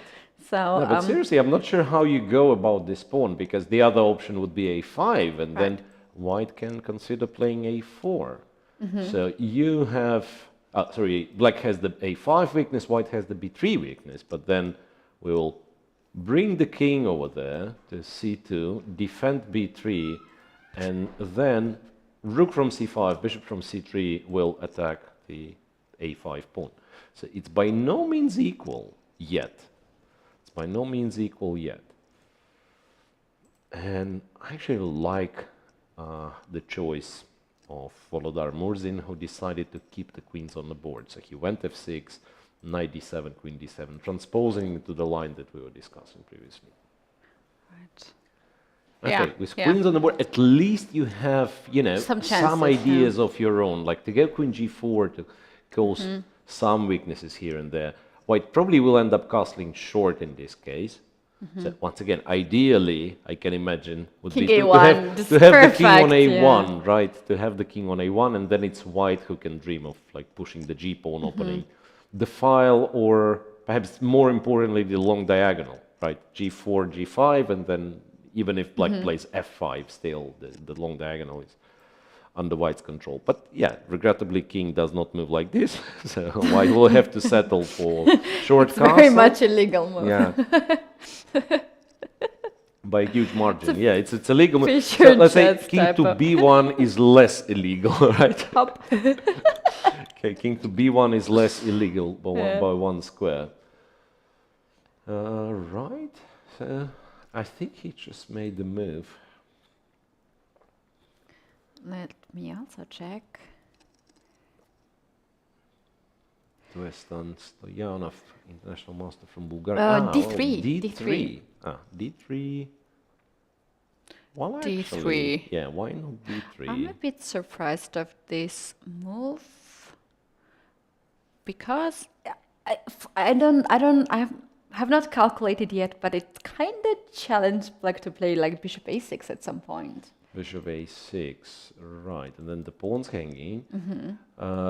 D4 is something you certainly don't want to do, right? Like taking on e4 actually gives black Queen black G4. immediately, black immediately goes queen g4, right? And then threatens a checkmate, and also the G2 pawn is hanging. So bishop a6 is really strong, and perhaps what you have to do is to take on c6, trade the queens, right? And then to take on d3. Bishop takes d3. I don't like this decision of white, because c6 pawn was anyway weakness, right? Yeah, so he exchanges the d pawn, which was all safe and sound, for a c6 weakness, right? So here, once again, the structure is such that white effectively has an extra pawn, right? d5 pawn, one may say, does not matter an awful lot, and white has 2 versus 1 on the queen side. But now some other factors kind of entering the play, right? White is not fully mobilized, and let's say after king d2, one of the things to do with black is just to try to push this pawn a5, and you are not in time to say play a4 and defend b3, right? Right. Then if black gets a4, so he opens files for his rooks, he probably just exchanges this pawn. And also bishop got really active here. Yeah, like bishop on d3, white cannot leave c file because rook c8, rook c2, that's a problem. Absolutely, for white. like bishop on d3 compared to this bishop which was stuck on b7. Okay, yeah, so, and I guess Murzin will have, wanted to say, Murzin will have no trouble finding it, just to discover that he captured on d3. d3, yeah, he captured on d3. Then, yeah, okay, I mean, if he captured on d3, white's idea might pay off, in fact, because queen takes will be played naturally. I think now he wants to play a5, He wants to right? play a5, sure, but, well, maybe still white doesn't have full control. Like white is missing precisely one move, like castles, and if not for bishop a6, right? So white's next move is like rook to d1, for instance. Yeah, those hanging pawns are safely blocked. Yeah. And it's not that white is winning, but it's a very pleasant position. Yeah, but he's not in time. Just the thing is mirrored at this point. d3 is not the move that you are in hurry to play. Yeah, fair enough. Yeah, you can just castle there and prepare, and you don't even have to play d3. You can also clear. play f3 yeah, there. It's not clear if you want to play d3 or f3. In some positions, you would prefer to play f3, indeed. Right. And yeah, it's not for nothing I was looking at this queen a5 move to stop all those ideas connected with bishop a6. You know, just put the queen on a5, so there is no a5 for black, there is no bishop a6, and then you can decide. Maybe you'll prepare d3 later on, right? Maybe you actually go bishop d4 and try to make this illegal move legal by going king d1, c2, and so on.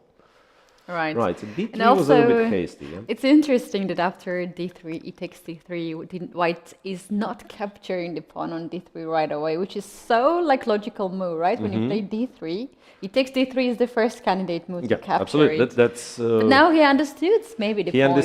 He understands that. Yeah, if he captures, then after a5, it's quite uncomfortable. Yeah. Quite uncomfortable. Well. Queen to c3. Is queen then c3? I'm on time to play and you a4. Still have, yeah, but maybe you still have this trick, no? And the queen g4. I'm not sure. No. Yeah, like queen g4, there is a check. Here. And Indians love it! Still, the king is stuck in the center. G2 is hanging, so queen f3 might be queen b4 is a check the only there, move. but I'm not sure. And then you do something like this. Queen b5. Check here, and then just keep the queen somewhere. Maybe queen a3 even. So it's very annoying. The king is getting stuck in the center. Rook is offside on h1. It's a very annoying position. Yeah. Okay, so that means...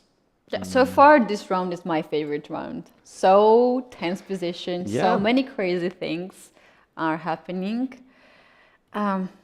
We need extra people in the studio to cover all the games. Maybe someone who finishes the game quickly will join us in the studio. Yeah, there's a chance.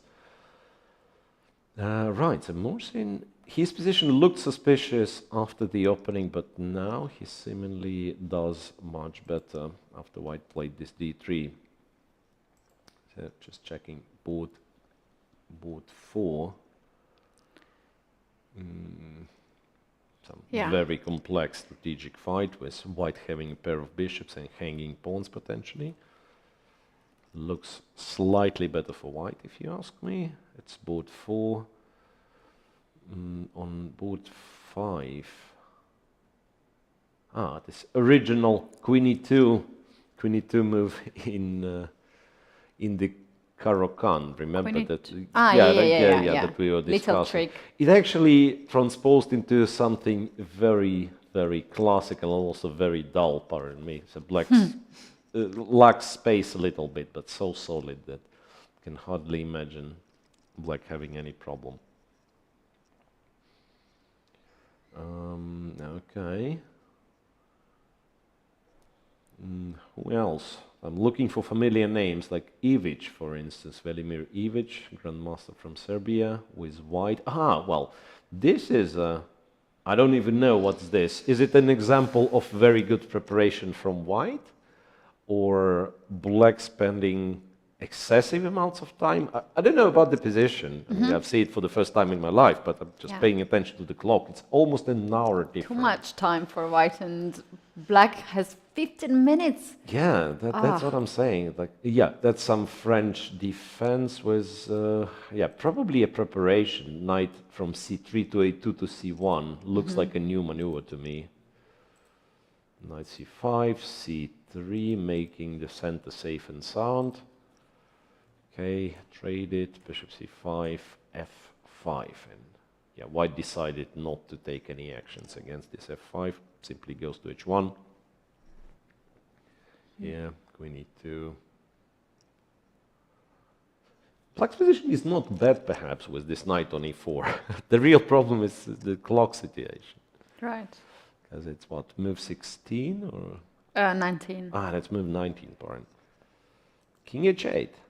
Black starts thinking of, preparing for some g5. Why not? Some attack, yeah. It's very double-edged position here. Black has this knight on e4 beautifully placed. Knight e4 is nice, yeah. Knight on d4 is also quite nicely placed, because then this knight has a target on e6, right? Right, so the question is, where's white's plan? Because black, he's probably not threatening g5 right away, but you kind of get the idea. Yeah, sooner or later, black will try to play g5. You know what I'm thinking? How about to take the knight on e4? Maybe that's the crumb to give up the bishop. But now, if we trade the dark square bishops as well, then I'm going to be very happy to have knight versus the bishop on b7. Something like this, yeah? Knight c2, trade the bishops, and then put the knight perhaps on e3 and go from there. Yeah. But this line might not be working, because then bishop comes on d4 and c4 and d3. That's a bit annoying. Bishop d5, Still, I believe with the knight on e4, black's position should be more than fine. It just, why I've stopped at this game at all is the time situation. So really surprising to have such a difference. We do have here one of the participants who has ended the games already with a draw. That was board 14, that end game. So our chat suggests to take a look at this player with white pieces, as he just won this year national championship in Sweden with very nice performance among a lot of grandmasters. I can see at least 7 grandmasters have been played in the tournament, and he managed to win. So he is a country champion as well for Sweden. Junior player, so I'm sure there are a lot of examples, stars here in this tournament that we're not aware of. And I believe it's like himself. It's not easy to win a national championship with so many grandmasters in the field. Right. Speaking of one junior who could potentially play, and he doesn't, Alireza Firouzja, right? He doesn't because he's busy playing Magnus Carlsen all the time, right? And what I know about Firouzja, that he also was national champion in Iran when he was 12. And this is impressive. I mean, 12 years grandmasters, I understand, but like winning the national championship at the age of 12 is probably a national record which can hardly be beaten. Right. Oh, I can name all the players who could play at the tournament, but they are not here. Okay, we have so- Yasipenko, who we declare to be like clear favorite according to rating and so on. Right. How many juniors do we have on the rating list above Yasipenko? Yes. That's an interesting question. So we do have Ali Reza Firouzja with his 2785 FIDE rating. Then we have Gukesh, who is even 3 years younger than... So Gukesh will come eventually to He play can- to play yeah, the 5 juniors. years he has in ahead of him. Then we have also Arjun Ergyase from India at the same age as Ali Reza. And then we have Abdu Sattorov, the member of the Olympic winner country. And then we have Vincent Kamar, who used to be a racing star for many years ago and was a sensation. And then we have Neiman Hans and Pragnananda, another Indian player, together with Nihal Sari. So those are the big names that who could play at this event. Okay, so Yasipenko is number 9. Number 9 on World Juniors ELO list. Yeah. All right. Yeah. Okay. So we've discussed, but yeah. So chat asked us to look at not actually at it's the just game, not yeah, at the it's game, just but gamed. at the It's player. finished, Yeah. yes. All right. Any more results, or otherwise, let's pick the game that we are looking. Okay. Another win for the player with the black pieces, and this time, I don't know what was just. Yeah, white lost some material on the way of reaching move 29. Yeah. So Yeah. like just has lot of extra material, so something went terribly wrong. And on board 60, we also have a result. Yeah. But Yeah, nothing on the top boards. You would expect, okay, more experienced players, let's say stronger players, according to rating, once again, they have stronger opposition, tougher opponents.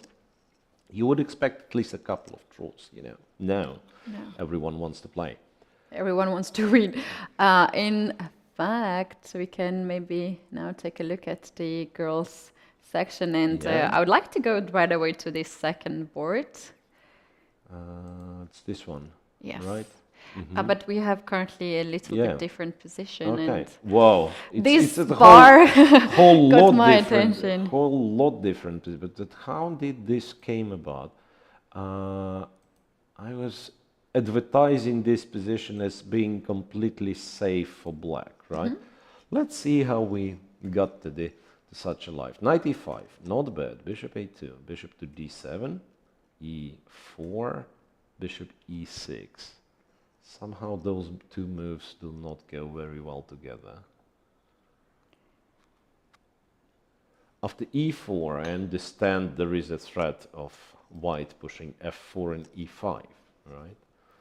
But black had to be much more careful about it, because after bishop e6, it's actually quite easy for white to play. And e5, queen g6. Black just falls apart. Oh right? no, there's a checkmate threat on where the knight goes. h8.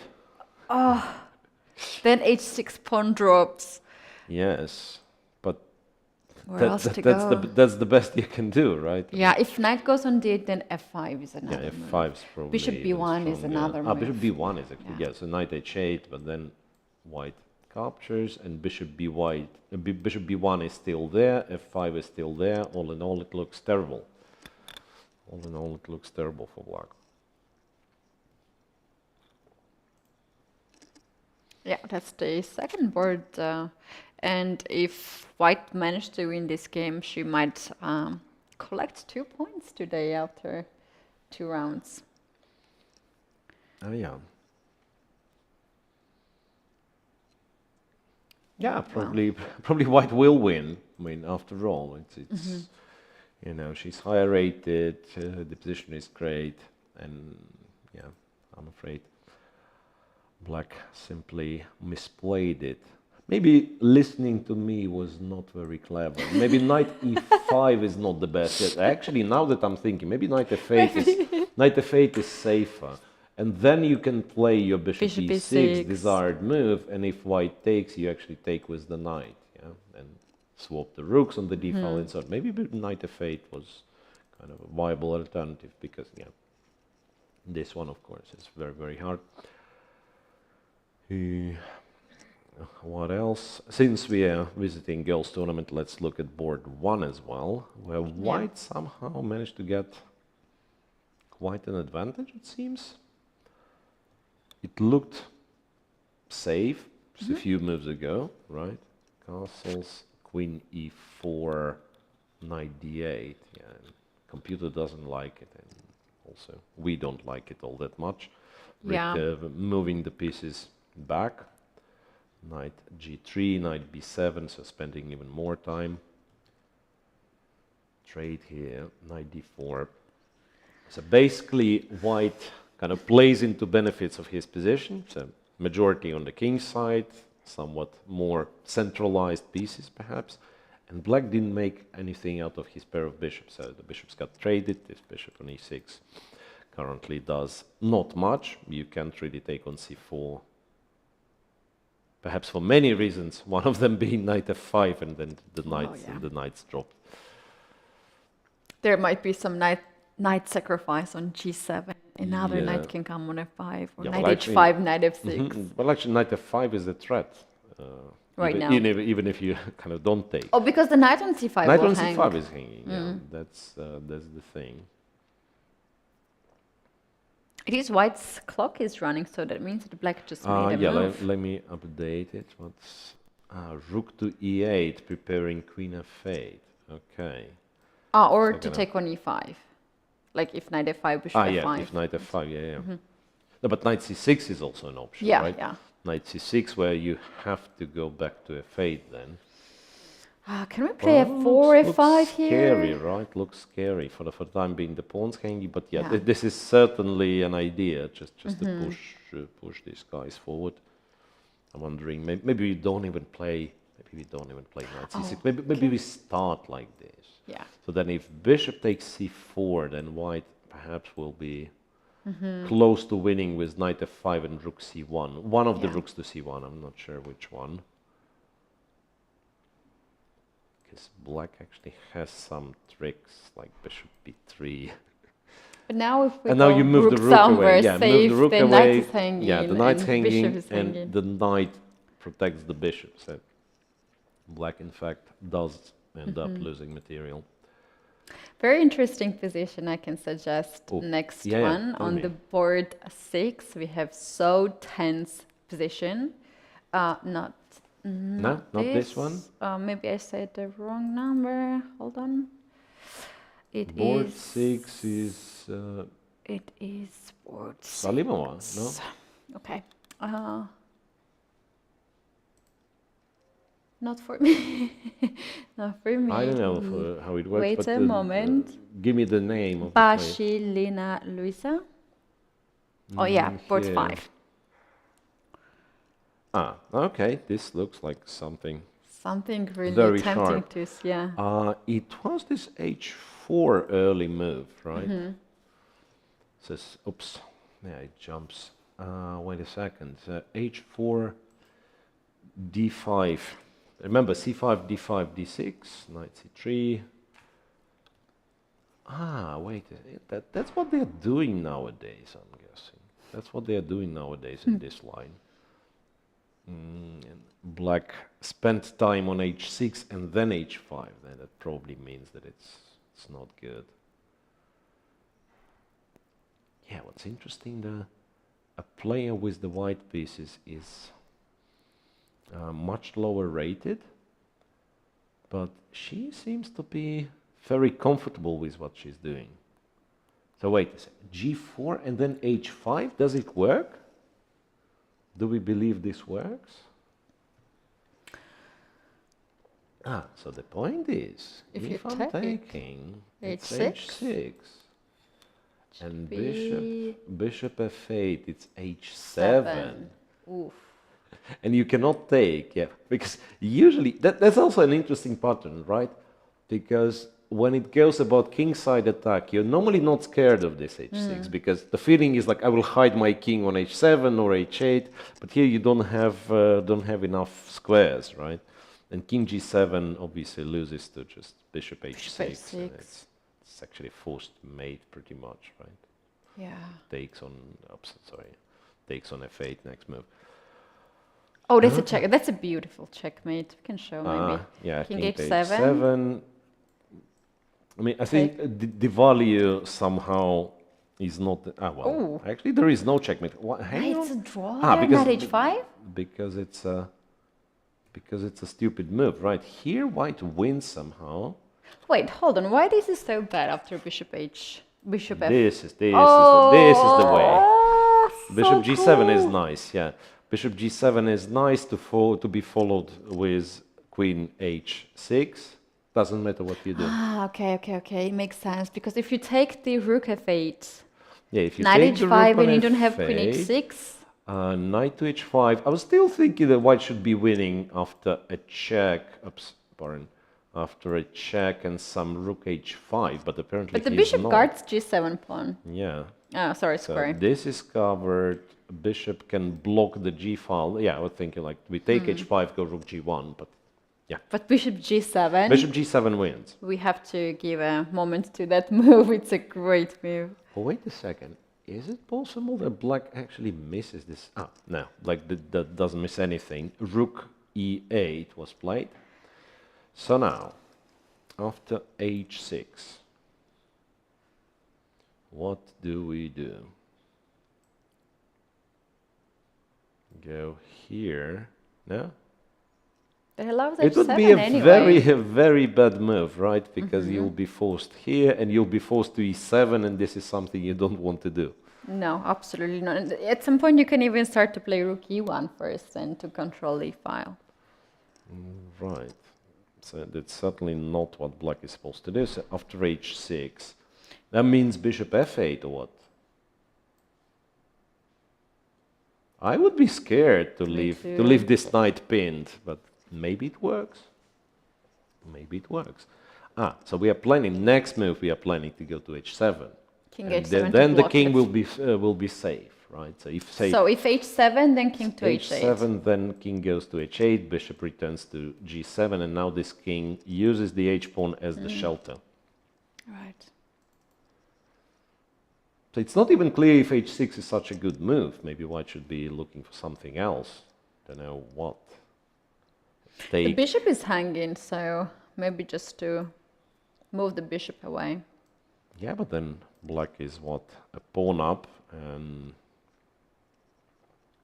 probably can just take, take. So if rook takes, we go to g6. It's a very sharp game. Yeah. That much I can tell you for sure. And we do have a first result already on the top boards of the girls. On the second board, we have Resignation from Veidulaeva has won, right? This one. Kuharska, yes. This is a game over now after queen to h6. Black decided to end the game here.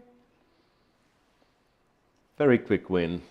Very nice. And Veidulaeva, 3 out of 3. And also relatively easy double round, right? So she has enough time to, to refresh. She's not burned out yeah. from this round. Let's say 2 out of 2 is not easy to achieve, but she did it without much of the energy invested in it. So yeah, I'm just checking games here and there.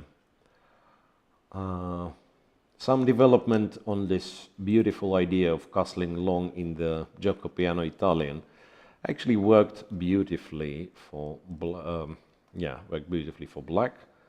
White decided he can't take on e4, therefore something like that happened. Queen d2 was answered with knight e4 yet again. So takes over there, knight takes d4, and perhaps the best white can do is just trade everything on d4 and Not even sure if it's equal. It might be that black is slightly better in this resulting endgame. I would choose here black's pieces if I could, if someone would ask me to, because white still has to castle, right? Mm-hmm. And that's very important one tempo here. Yeah, but no, Are we sorry, that not fancy? not with the queen, not with the queen. Okay. Bishop takes, queen takes. And all these moves comes also with the tempo. Now bishop is hanging, bishop has to move away. The question is where the bishop goes. Like, for instance, if you go... If you go bishop f3, I'm afraid bishop Bishop c4 c4. practically wins because rook e8 is very hard to stop. Right. So alternative would be to go f2, f3, but then after rook d8 once again, I'm not sure. We will probably have to castle and allow rook d2, but then black is just better. Yeah, with the rook on second rank. And also this pawn structure f3, h3, not so convincing for white. Right, so black is yet to answer the question. I mean, how do you proceed here? Yeah, quite possibly he will have to make some, some Oh my God! I just clicked unpleasant right decisions. now. Yeah, tell me. The engine is crazy. Suggest long castle here. How could you Long do castle that? for white. I was even considering, but wasn't sure because like It's crazy. some options like queen a4 and so on looks really scary. I mean, for an engine, of course, it simply knows that nothing happens, right? Queen a4, perhaps you just take the knight on d4 and claim that you have an extra piece. Wow. It's too Impressive, much. yeah, impressive. And also not that easy to find over the No. board. Yeah. White already started to trade on d4. But then white might be in a bit of a trouble. Unless it's still not too late to castle long here. You can castle short here. Okay. That's sort of a compromise. Playing normal moves and still not being too much worse. Yeah, you probably start by castling short and then the idea is not to overtrade, not to take on d4 that quickly. Right. Okay, any crazy attacks, any endgame? Okay, probably too early to talk about endgames, but sometimes we like to talk about instructive endgames here and there. Okay, I can see that's don't even. I clicked on it and now I don't see which board it is. Board 8. Board 8. Sofia against Julia. Julia, I'm guessing. Julia. Yeah. Yeah. Sounds better. And white's completely winning. White's completely winning. Perhaps some attack just paid off. That's this game, Keti. It's this game where, remember, b4 was played and we declared that white's winning. And white indeed was winning, perhaps. Knight c3, bishop f6, knight d5. Wow, such a terrible position. Oh no. Bishop h6. Bishop h6. Beautiful. I love this. Bishop I love h6. this. So in the game, it didn't happen to take on h6, but if black takes on h6, then knight comes on f6 with a check. And it forces black to go on the dark squares on g7 or h8, and that can be quite damaging here for black. Some check. Still not convinced how exactly. I'm thinking about c7 here. Yeah, you could do this. Yeah. Maybe that's the best move, in fact. c7. I thought you could do this immediately, but then black would have queen g5. Like if you do not give check, if you go c7. Yeah, that's important. Then black has queen g5. But like that, yeah, c7. If the pawn is taken, knight returns back and just takes the queen. So, yeah, not even clear where to go. Queen c8 must be winning in some way. You can just give now check, and black has to play f6, and you can take then f6 with the knight and again threaten the check back. So it's big. Fair enough. Advantage, Yeah, like knight h5 or something. Knight h5 seems to work. Okay.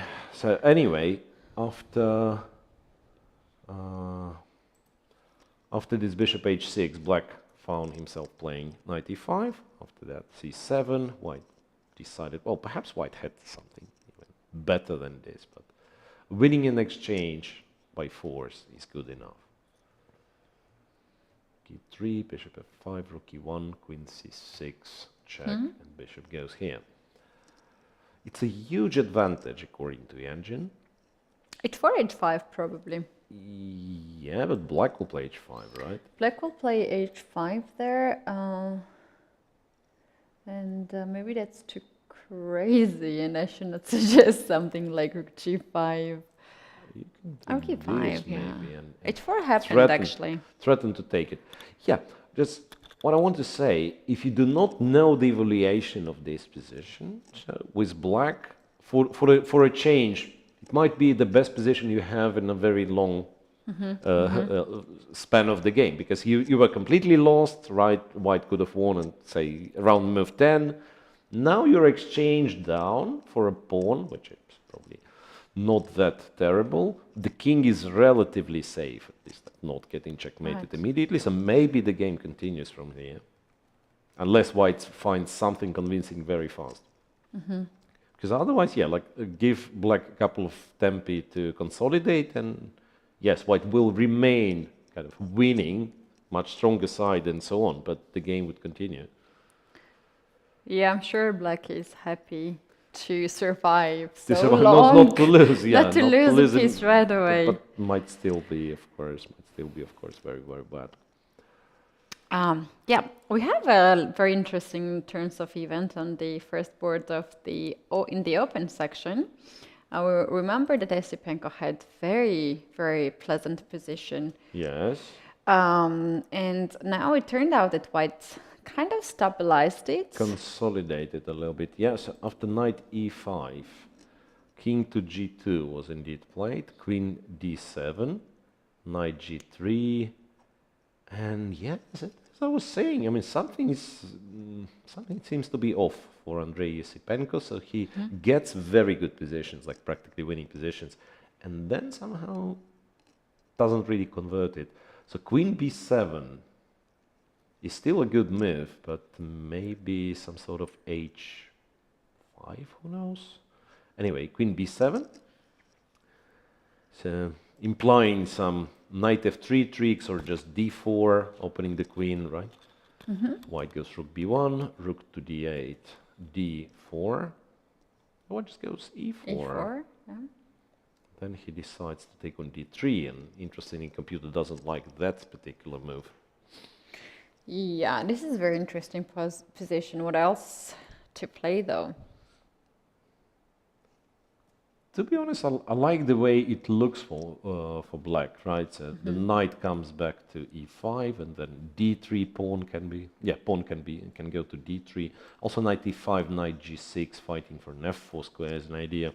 So I still think, despite the engine evaluation, which perhaps thinks that black sort of lost part of his advantage, but it still looks very nice for black. After F4 move is a bit suspicious to me, because this really opens up the diagonal, and now queen on b7 is super strong piece. Can it be something like f5 right away here? I think knight takes. That's knight takes. The problem, and our bishop on d6 is hanging. Yeah. No, so oh no, we cannot do anything with that. Yeah, we just drop the pawn like this. It's desirable, of course, to play f5. Or maybe we should start with g6, preparing f5. Oh, how about h5, h4? h5 sounds... To annoy the knight on g3. Yeah, but then f3 again. f3, and you'll force me to go to a good square if you go h4, right? Knight goes to f5. Yeah, maybe it's not that easy. It's not that easy. What's that? Move 22. Esipenko has 10 more minutes. His opponent has 25. He has 30, 36, in fact, 11 more minutes. But still, at some point, it felt like it was almost done, right? So black had initiative, had a lot of say a lot of pieces against white king. Now it's more of a back in business situation for white. Yeah, maybe not ideal, but still, like, not losing anything immediately, has his hopes even for an advantage in the long run. Why As not? the pawns lost flexibility. Yeah, Yeah. who knows? So it's an open game once again, where probably black's chances are a bit higher, but not more than that. On board 2, this is where it looks very favorable for black. So white eventually... Remember you were telling everybody that e4 was hanging, and yeah, so everyone at home, guys at home understood, but the player, he was busy thinking, so he decided to go d4. And I'm really surprised. I'm really surprised. Okay, seriously though, of course it's some sort of a pawn sacrifice, but perhaps unlucky one, because, I don't know, maybe just missed queen d5. Can be. And But what was he rely on? Like king h8, and then something And there. then, yeah, like rook d1, simply playing for initiative, rook d1, rook c1. Maybe it's still there, to be honest. Like, okay, bishop a6 is something. But now you the can do. problem for white can be also g to pawn at some point. Yeah, like go g4, here, bishop right? e7, and another thing is that this knight, right, on c4.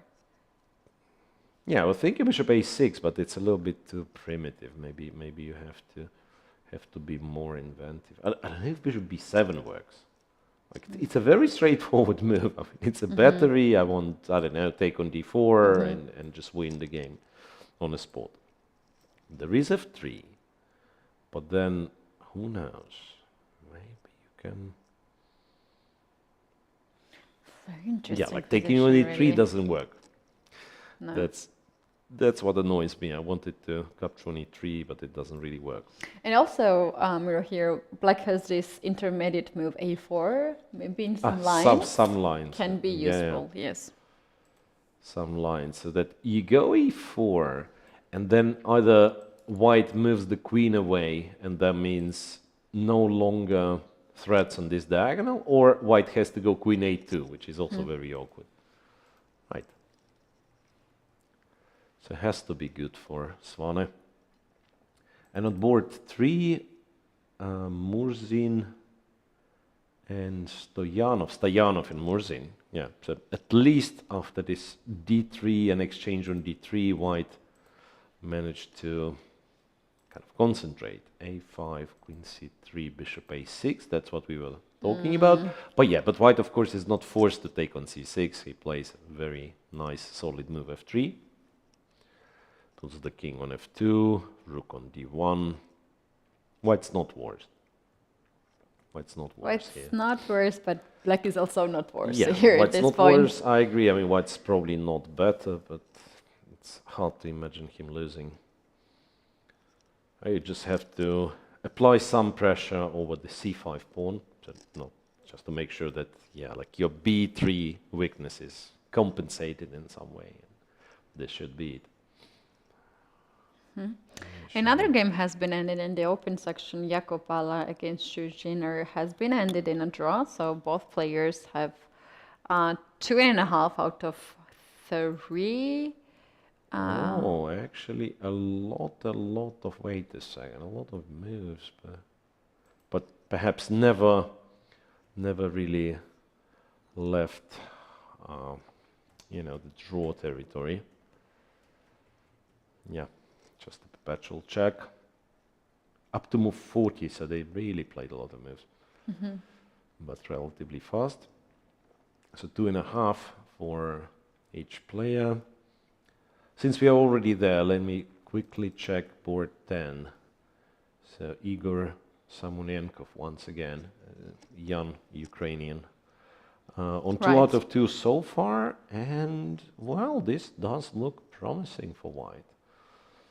Upper pawn at the moment, yeah, knight on b3 is hanging, but I can foresee some ideas connected with, say, knight d4, if rook takes, knight to c6. Then I take the bishop on e7. Yeah, looks promising for white. I mean, it's probably slightly better for white already. So, well, potential candidate on 3 out of 3. But yeah, but of course, out of 20 players who are on 2 out of 2, there inevitably gonna be some who will win. And Obviously. yeah, so it's very unlikely that we will have the sole leader, so to speak. Yeah. All right, White actually found a different way of approaching this. Goes for bishop g3, tries to somehow disturb this setup.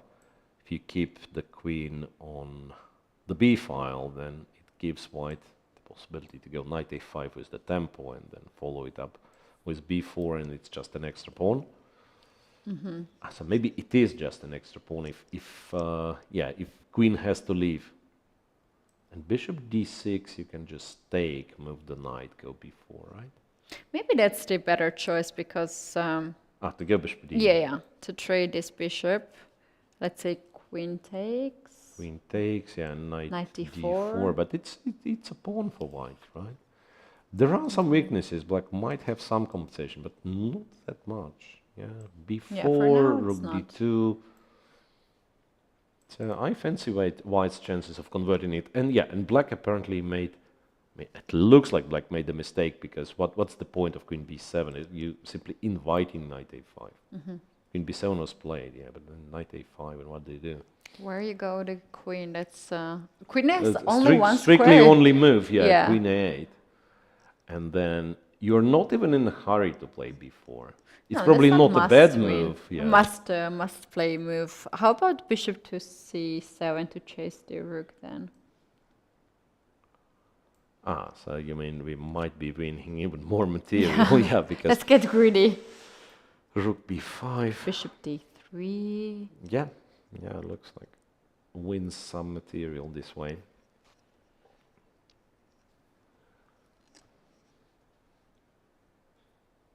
Right, so young Ukrainian player might actually win his 3rd game in a row. Quite impressive, I want to say. Okay, so... And this is a player who is 13 years old, right? Yes, correct. Earlier we had a talk, there was a talk in the chat about him being the youngest titled participant in this event. So yeah, to get the right to play at the age of 13 at the World Junior Championship is not a usual thing. It's quite unusual, and we're going to keep the eye on this player because we never know how fast and how far he can go. And this is the player, once again, we can remind to the viewers who are just joining us, and I think a lot of people right now are watching on Chess.com channel too. So with the white pieces, we have a kid from Ukraine who has been played fantastic chess for last 3 years, let's say, and he achieved the title. Of international, you mean international? Yeah, master every title, year he was achieving some titles, so that's quite impressive. I think we've spoken about this a little, that somehow I knew from somewhere that he's very talented, and I sort of kept track a little bit, and then he's a very talented candidate master, and then in half a year you see, okay, he increased 100 elo points, and he's very talented, FIDE master, international master, and I don't know, perhaps he has grandmaster norms already. He's rated like 2470, so close to grandmaster's rating, that is. Right. All right, and since, we are nicely on a camera, Let's take that opportunity. Yeah, is it a hint at a coffee break of some sort? I wouldn't mind it really, and perhaps that's a good timing for this, because later on we'll have a lot of time troubles, and with that many games to cover, you can't really leave until move 40. So pardon us, viewers at home, but today was a tough day, not only for the players but for the commentators as well. So we might use this opportunity to take a break. We'll come back shortly.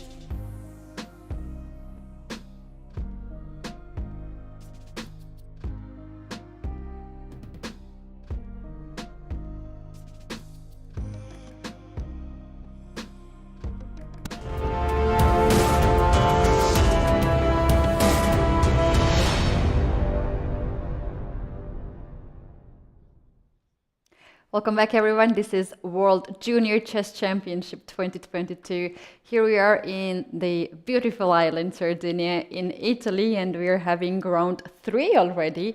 So we just started yesterday, and we already have, after this day, 3 rounds down and more to go, because we have 11 rounds in total, and we do have very impressive statistics. And before we go and dive to the games, we can tell to our viewers some of those statistics. We have almost 200 participants in both sections, and we do have 13 grandmasters in total at this event and 37 international master fighting for the title, for the championship. Since it's round 3 and already more than 3 hours, or roughly 3 hours into round 3, I'm looking who will be the leaders, right? And right before the break, we were talking about this game of Ukrainian talented player, youngster, Igor Samunenko. He seems to be winning, so he will be one of the first players to claim perfect score after 3 rounds, with 3 out of 3. I think we've seen this position and wondering what is Queen B7, what's all about. It turns out that Black, after this Bishop C7, had a covert plan of replying with Bishop C5. Oh, nice. It seems like a brilliant idea. Yeah, E3 is hanging. If you take, Black just takes back. The knight's hanging, the E3 pawn's hanging, everything is perfect. But it turns out that Black missed something. It was Queen C1 intermediate, the move that Igor played. So now the bishop is attacked, and what's more important even is that E3 pawn is defended by the queen. So the very upside, so very next move, White is going to capture the rook, right, and simply be an exchange up, full control over position, and all in all, very good winning chances. Yeah, I love this move, Queen to C1 here. Very, very nice resource for Whites. And you're gonna attacking the bishop as well. Right, had to see it from afar, I believe. So after Queen C1, it's perfectly clear White is in driver's seat. Okay, let's switch to the Kel section. Let's find if we have... we do have a leader on 3 out of 3, the board 2, that is, right? Bidulaiva has already won, with this knight miserably placed on H8 being the final position. We do have more results. Salimova, Nargül Salimova has won as well. Checkmated her opponent's king, White king on G4. But she's not on perfect score, right? She made the draw. She's almost perfect. In an early round, on 2.5. 2.5 is also a fine result indeed. Yeah, more results. White has won. This end game, not the end game, this middle game where I said, yeah, maybe Black has some chances of surviving, but no. Turns out White won with the direct attack. So that's also the game we've covered a little bit. What happens on the top board? Because there have been some moves here, and White is dominant completely.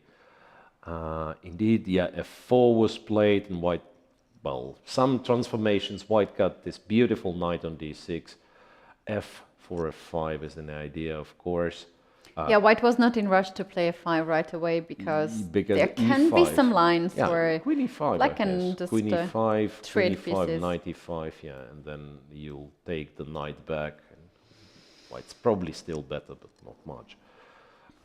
Right, so Rook A to D1, bringing kind of the last piece into attack, and now F5 looks very strong. F5, which then later on can be followed by Knight F7 sacrifice, Knight F7 and then and E6. Yeah. And not only that, but what to do for Black? I mean, what move you even play? Because moving the knight sounds tempting, but then you lose the C5 pawn for good. And yeah, and let's say Black does nothing, simply plays A5, and then F5. Not clear where the queens go. Like goes to E7, you have to watch out for F6. I guess. If you go to h6, then yeah, one of the things to do would be just to trade and take on f7, or simply go e6, e7, right? Who can e6, stop next this move pawn? e7, yeah, who can Yeah. stop this pawn indeed? Yeah, it looks quite nice position for white, just to enjoy the advantage here, slowly but surely get better and better position, and also look at the time on the clock for black has Black 5 is in minutes a ton trouble, yeah. for the next 12 moves. f6, f6, and normally this is where your position collapses. After f6, white perhaps will have to find like 1 or 2 precise moves, but that's about There's it. just one precise move to oh, how about to You play can still f5, play f5, queen yeah. e5 and queen f3 here. You attack the queen. When queen moves away, then you have queen to d5. Yeah, And good luck to survive this just wins. Yeah, Yeah. this just wins. Queen, And queen f3. Maybe not even the only way of winning, but yeah, very convincing one. there Queen can be some f3, kind queen of goes, ideas and of then it's smaller a mates. checkmate, right? Knight f7. Knight f7 and knight h6. I mean, you can take the rook. Yeah. Everything wins, but I mean, just to show this checkmating pattern, queen to g8 followed by knight f7 checkmate. Okay, so f5 apparently wins, That's right? pretty forced, right? Otherwise you'll have to go here, and it's very sad. Because what does white do here? Just go e6, right? And probably take. It's a little bit awkward. The knight is no longer protected, but you can go queen d5 and support it with c5. So I think, Yeah, yeah, yes, still you can has do to be that. winning, of course. Yeah, with such a beautiful passed pawn, black cannot really hold for long. Yeah, f6 is the move that you have to try your best, but f5 is also the move that white will not struggle and to f5 is find. on the board. Yeah, Let's f5 go. is on the board. Yeah, I want to suggest very nice game, Oh, tell me, very nice tell me. game in the open section on the board 7. We do have players Board 7. from Wow, Czech and Georgia. Black is winning, I guess. There was a typical sacrifice here. Let's go just 2 moves back. At this point, after knight to d2, Queen e6, knight d2, Knight and f2 yeah, but has knight d2 is kind of asking for it, right? Yeah. It will bring all the pieces away from the king, and then bring the last one away by going knight d2. Yes, knight f2, king f2, and and f4. black. Oh wow, black goes for it. So Beautiful. f4. So now what happens? I made a little bit analyze here. What happens? It takes f4 that opens up the bishop from b6. Kind of both diagonals. So Yes. it's give one check, and then Then you give d4. another check, and Yeah. then it's and then d4 is actually Not so, not the not greatest so idea. precise. Maybe queen e3 Yeah. is stronger. Yeah, queen e3, and then getting the king in the open. No, again, you see. I mean, we say it's winning, but how is it winning? Probably somehow wins. Rook takes f4. Would be my last guess. Yeah, and it eventually we spotted it. Rook Yeah, I takes was f4. thinking maybe rook f4 Rook f4, right rook away. f2. No, you can do rook f4 right away. You probably can. No. There's a queen there. Yeah, right. So c4. Yeah. You first block the diagonal, and Well, then, you can take actually. If queen takes, then rook f8. And but I don't know. think we are running out of material, right? Rook f8, and white's going to take, and then take c5, and he'll have too many pieces for the queen. Yeah, bishop's on f1. Yeah, but c4 wins in a nice way. Yeah, f4. If I take with the other pawn, what happens? Now c4. Still c4. e3 pawn is hanging. Yeah, and bishop f8. Now it runs into queen e3. And now I'm double checking, but d4 is actually a checkmate. d4 this time it works. It's Yeah, a it is. checkmate. Yeah, check and nowhere to run. Yeah. There's also queen g1. There are a lot of things. So after c4, so g takes f4, c4. If white plays there rook to c3 to guard the e3 pawn, then rook f4 happens. Yeah, rook f4, of course. And Only that's- miracle can save that king. Yeah, but here you're not even kind of, you do calculate, but even if you don't see the checkmate, you just ask yourself, I have like 5 pieces attacking, right? This king, can it really survive? Yeah, so something to be found later on. Right.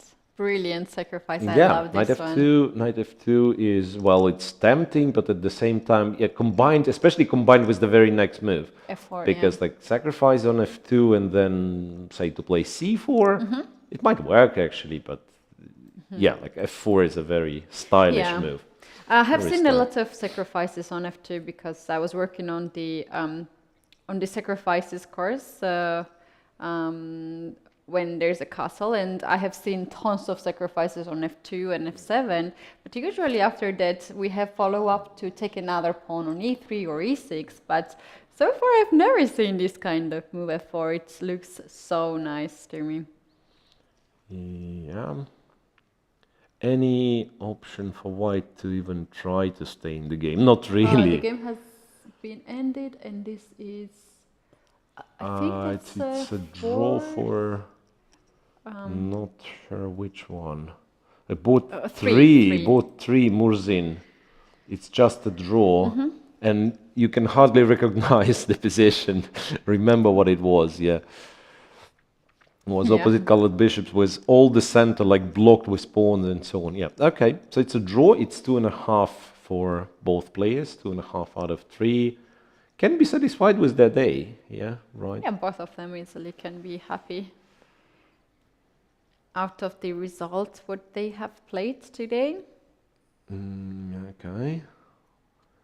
Yosipenko is still fighting though. Well, who is better and why? This is a very popular question. Because yeah, the b3 pawn is a weakness, but how to make something out of it? Now you probably have to return. But, well, wait a second. Do they repeat the moves?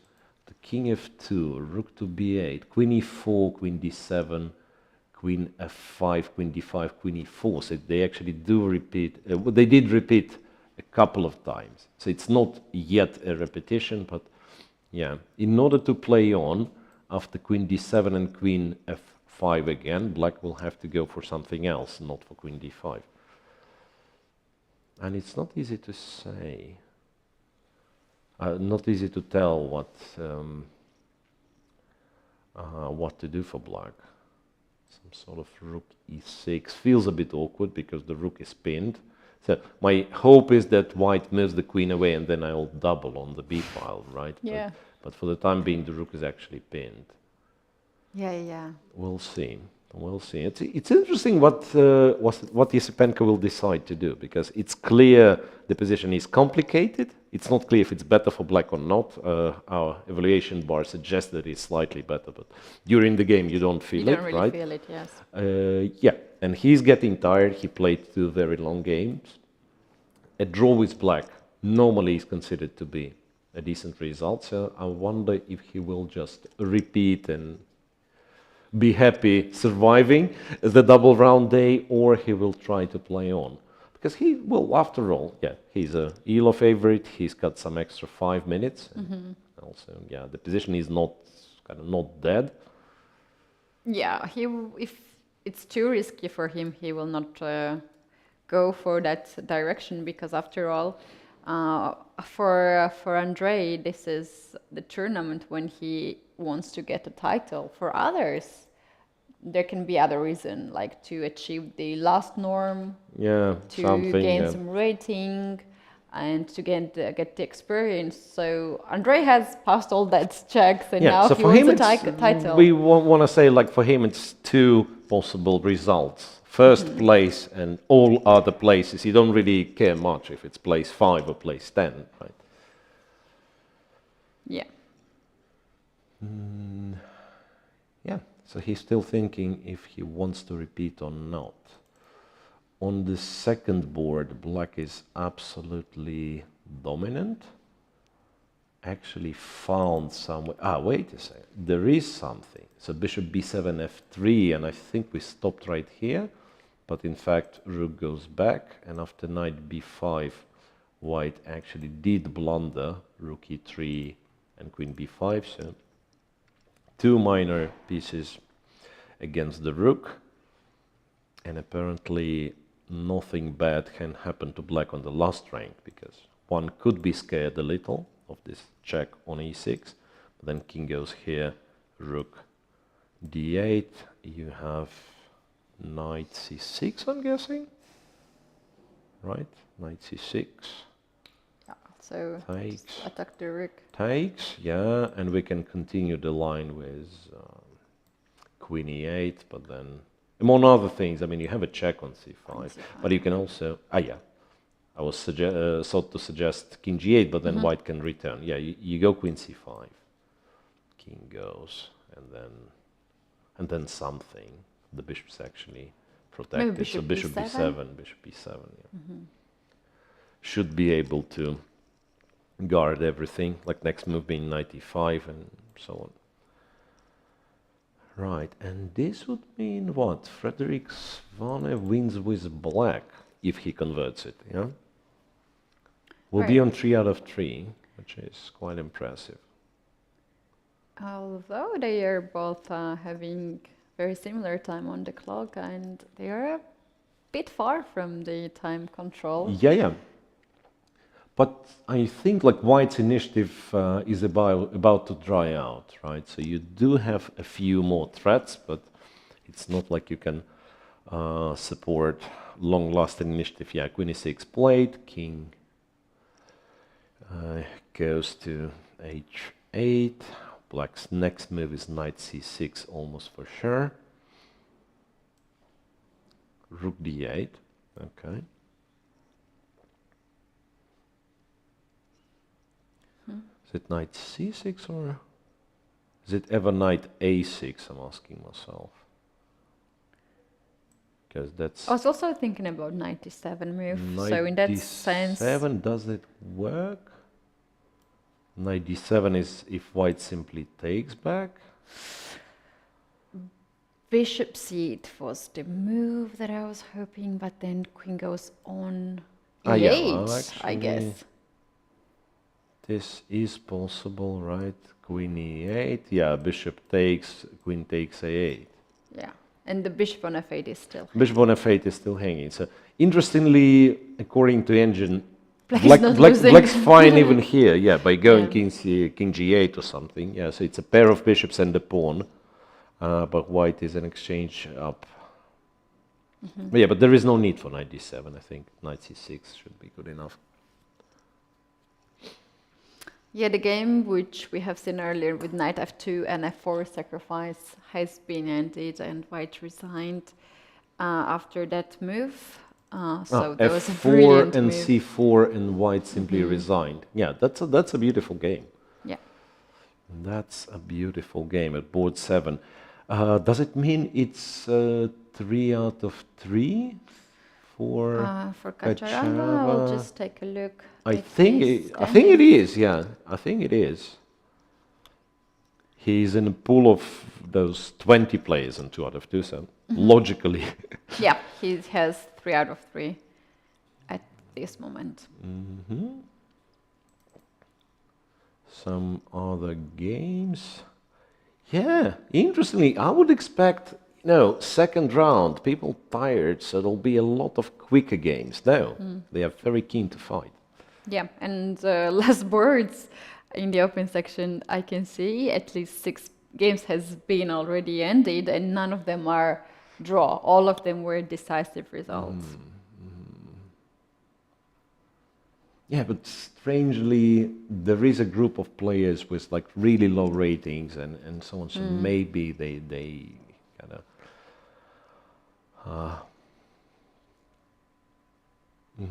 And what's on our screen? Let's find out. It's like board 11, I guess, or not really. Okay. By the way, there is another grandmaster who made the draw in round 1, Arseny Nesterov. Second seed player at this event.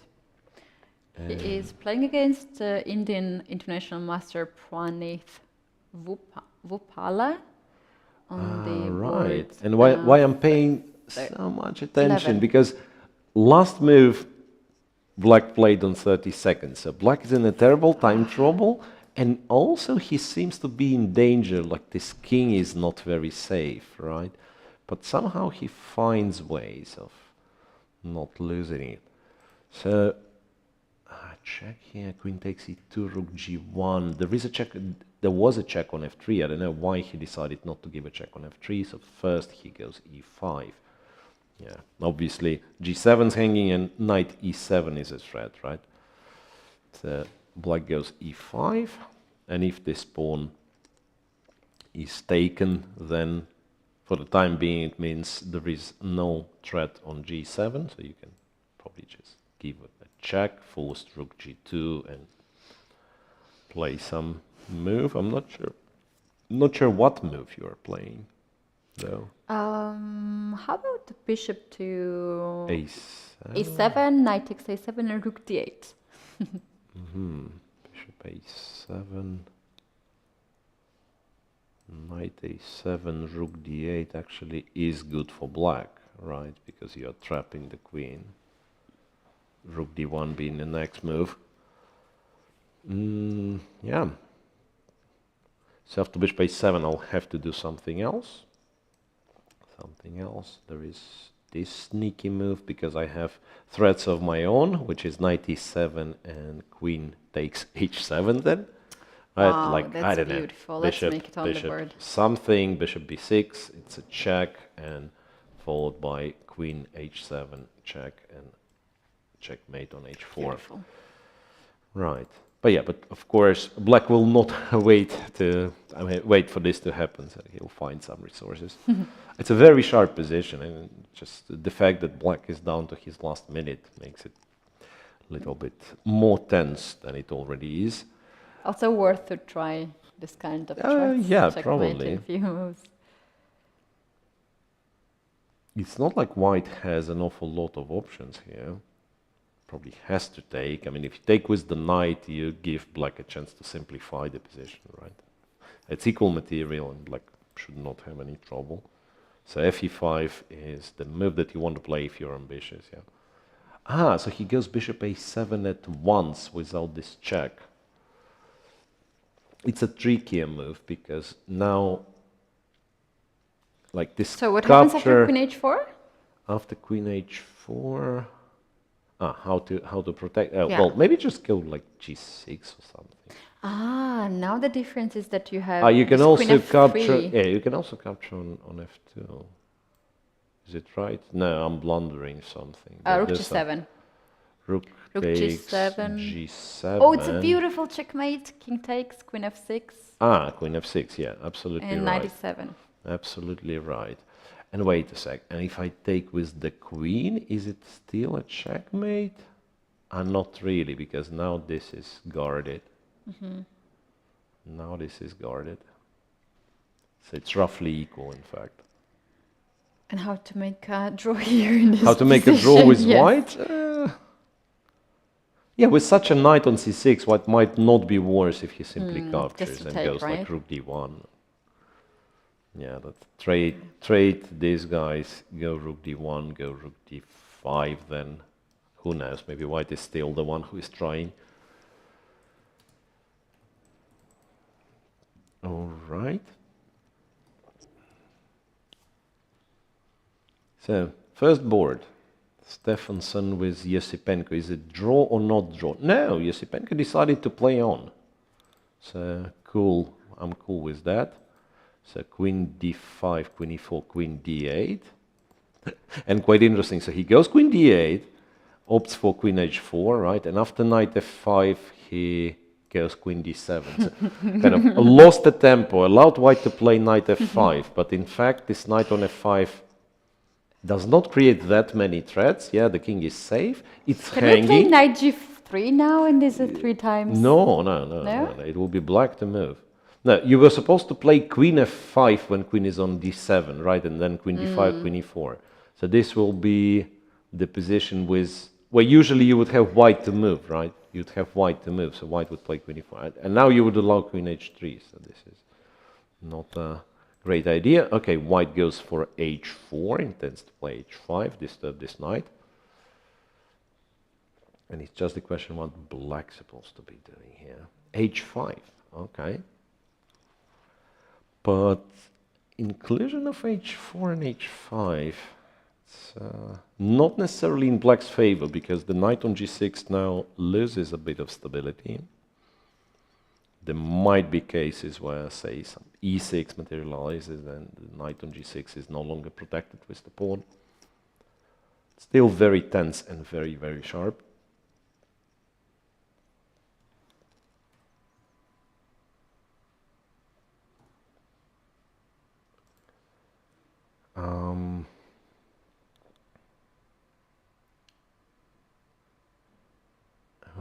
Okay. So this position, black is quite Another active. another with the game of pieces. your compatriot, Yeah. Petriashvili, who seemingly has a dominant position. So two minor pieces against rook and the pawn. Yeah, but with such a knight on d4, with bishops being on long diagonals, I think black is in control. Just needs to find a square for this bishop.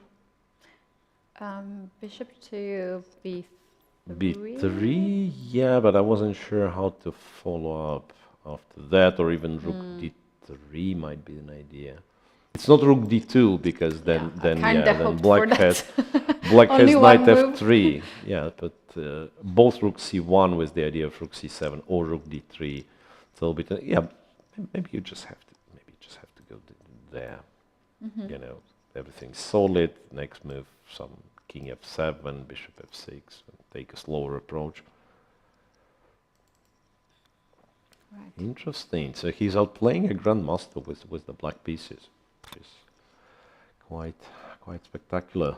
Yes, and as I mentioned yesterday, he's a player who likes to sacrifice a piece and then, or any material, and then to play on initiative, and he likes to do that. You can barely see some equal material position when he plays. Right. Did he sacrifice something in this game? Yeah, I mean, at Yeah, some point it he was was an quite exchange crazy, down. yes. Yeah, so the game was, well, what a mess. It started being normal. I mean, this looks symmetrical to me, and then in like few moves, it got completely destroyed. h5, rook e1. Okay, I better not even try to understand the logic of what was happening. Anyway, bishop a2, blah blah blah, and then yeah, it turns out here black was somehow winning by force. Bishop e4. Bishop e4 was winning, I guess. Bishop e4. Bishop e4 and then knight e2 check. Rook. Yeah, it doesn't matter. If rook takes, you still have this knight e2 check, right? And then take on d1 and then take It's on extra e4. piece, yeah? It's an extra piece, yeah. It's funny on this diagram, at least with my eyesight. It's easy to confuse this for a pawn, but that's a bishop. Yeah, that's a bishop. Yeah. Anyway, so he bypassed this opportunity, but still seems to be in control of the game. So, do we switch to Kale's tournament? Let's see what is happening on the top boards there. All right, white is winning on board 1. Yeah, very nice completely position. dominant. Yeah, the e6 pawn, the c pawn, also the king is weak. And also it's white to move. I didn't even realize that it was white to move. So maybe this makes it even more comfortable. And Yeah, you once can again, probably take the pawn on f5, can you? Or just give a check first? knight d7. Ooh, if you take the knight, then queen h8 is a checkmate. Yeah, queen h8 is a checkmate. And if this is played, then you've blocked like all the files, and you probably play c6. I would take the pawn on Yeah. f5 personally, but c6 is straightforward. It's interesting. Yeah, it's interesting people's preferences, because honestly, in this position, I would strongly consider h3. Just Really? not to, yes, yeah, why not? I mean, it's like Yeah, the just- intuition tells me I'm already winning if nothing goes wrong with my king, right? Yeah. It's like I have enough resources to, I mean, some threats, and I can take the f5 pawn. Yeah, probably queen f5 wins as well. Yeah, so you're actually absolutely right. Okay, check. There'll be a couple of checks. The king comes closer to the rook. Black is lost. But knight d7 is also a very nice move, the one that was played in the game. You can barely find here a move which is not winning, right? Right away. King g8.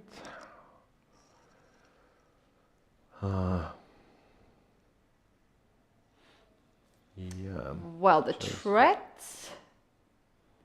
Is there a can threat? be. Actually, there is not a threat. Rook d7 is Well, kind of technically, threat, yes. technically, sort of a threat, right? What you can do is go queen g3, and then queen g7 loses, right? I was thinking, and if king goes here, queen so d6. queen d6, yeah, but obviously black will not trade. Black Oh, this will- is very interesting, right? It can end up in some kind of and equal position. you know what I've blundered? I've blundered this move. Nice. No, if it takes d7, there's It's a all of a sudden black wins. Yeah, like imagine Wow. having this position with black and somehow winning in It's the end. easy, Yeah, actually, but rook to do d7, yeah, we have to take with the queen, and then it's probably a perpetual check after queen c5, and a bunch of checks for sure. Right. Actually, c6 has been played here, just to make sure Yeah, that knight on yeah, the knight d7 is not protected. hanging. Yeah, if I will need, I can go to c7 to kind of free the knight. Actually, what we just illustrated that clearly showed that if white played just a pass move h3, this kind of threats would not happen, and it could be like Yeah, the king would be safe. Yeah. yeah.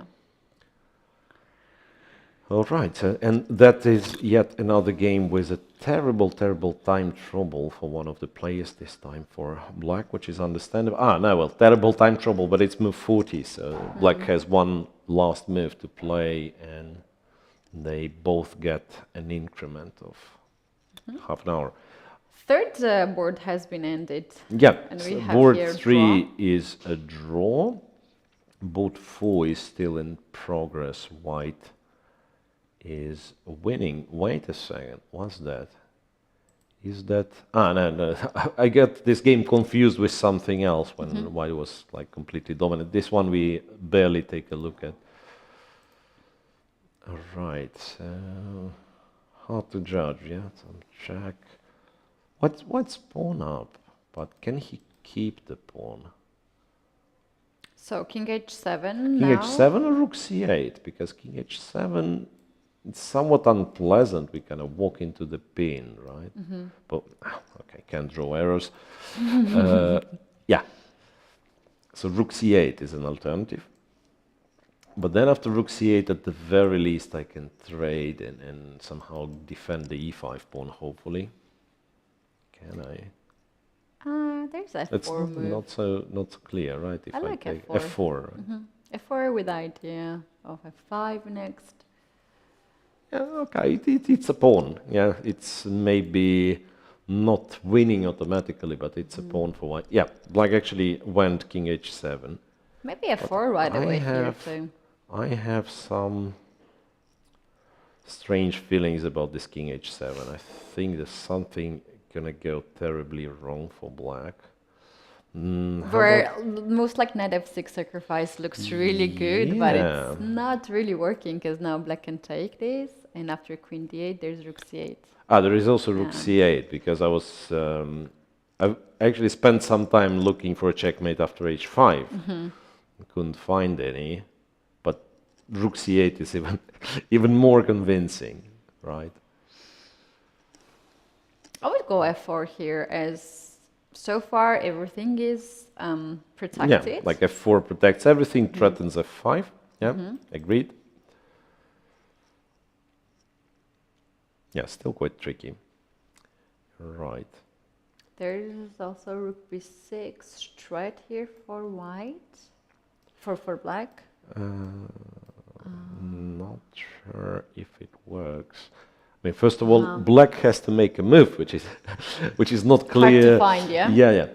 I'm guessing maybe rook c1 to try to you know, exchange a pair of rooks, make create some threats to white's king as well. Alrighty, so Rook c1 has been played. rook c1 is on the board. Yeah, f4 is on the board, rook c1 is on the board. Ooh, so hard to navigate those games. Then on board 5, did we see this? We missed a huge part of it, right? Wait a second. White has won, it says? How is that? No, it no, white lost. White cannot lost. be. Yeah, white lost. Yeah, yeah, I think exactly. we started to see this game at some point at the Yeah, beginning. we've seen it. It's the one with this pawn on h6, which looked scary, but then black managed to find defense. Yeah. So black emerges victorious on board 6. That's this checkmate. Board 7 is still in progress, and it's a lot of fight going on. It was this game where white had a fantastic outpost on g5 for the knight. So not anymore, right?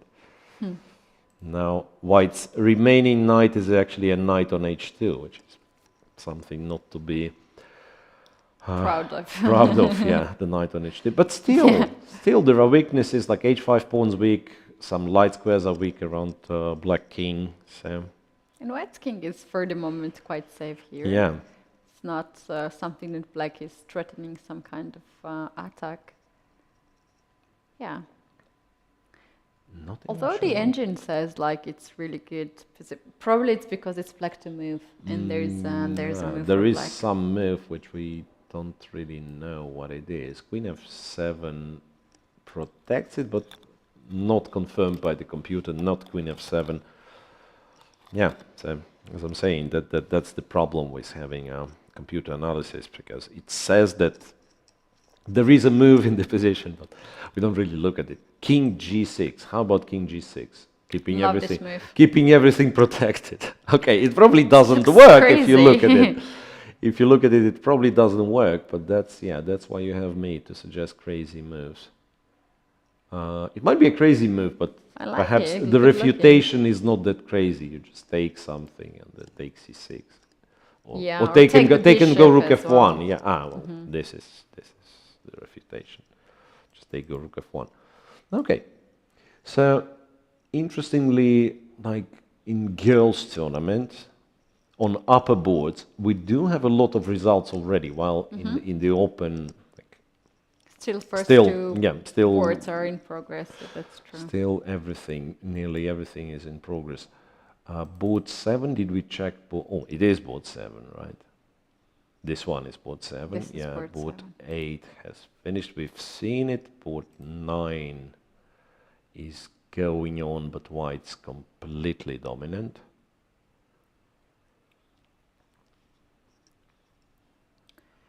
Yeah, less and less games in both categories here at this point, and this game. Don't know what's that. Black's completely winning. So there is a check on d1, right? And then black just takes on b4. It's a bit of a surprise why black is thinking, yeah? The rook is... yeah, you have an alternative. You can take and here take the rook then. And then take on a3 and the bishop. Yeah, that's also completely winning. So it's a very pleasant alternative, but... Yeah, looks like greedy chess works the best here. You give a check and you achieve... But there is after a takes before this rook there a7. Is rook a7, so maybe greedy chess is not the best approach. Not always. Sometimes. Most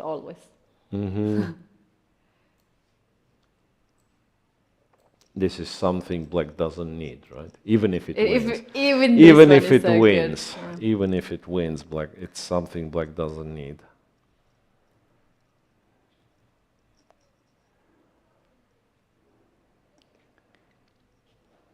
So just to simplify the position here. Oh, hold on, it was white to move? It was white to move. No, no, no. Rook, and then bishop c3 has been played. Yeah, bishop c3, indeed. Yeah, bishop c3. So we agreed on what? A b4 being easy, but a b4 there is also this move, right? There is also this move. So in fact, you kind of have to calculate some lines, which is annoying. But maybe not annoying enough, right? Maybe you can... Keti, I know what we will be doing. We'll give a check, king goes, and then we will prolong the game, but in a very pleasant way. We'll go a4.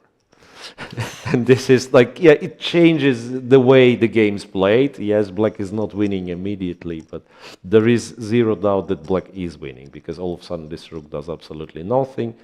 This is like potentially the game-winning passed pawn, and also, yeah, like now you're free to do pretty much whatever you like. You can go for an endgame with queen d5, you can go for an attack with some like queen d3, f1. So once again, I believe it's not the strongest move in the position, but kind of in terms of clarity, so I understand, okay, here I have to calculate, and here I have to calculate. Or I can play a4 and know my position is winning. Yeah, my king is safe, everything's good. Yeah. Yeah. That's... Well, there is very interesting position on the board 6 in the open section. No, the girls have finished on board 6. Let me quickly switch to board 6 and... Yeah, this is the one. So open section. Oh wow, how's that? Is it the one? No, I see a bit different one. That's board 8. Sorry. Yeah, this one. This one's board 6. Oh, Just on time. And what was the last move? Rook f2. Rook takes f2. Black is completely winning, and that's a beautiful move. How many sacrifices on f2 has happened today, and they both were so nice. A3. Actually, yeah, black is also material up, so it's not like white blundered all of a sudden. Yeah, but rook f2 is nice anyway. So what happens? A lot of double checks, I reckon. So it's a double check followed by double check followed by no, I just blundered. Rook g1 is not. Yeah, you just take some pieces, and this is what you do. And then you take more. Sorry, then you take more pieces, and then you also win the queen back. Like if it would be not enough. Beautiful. Actually, winning the queen back it's wrong. I insist. Winning the queen back is wrong, because this is what you have to do. Yeah.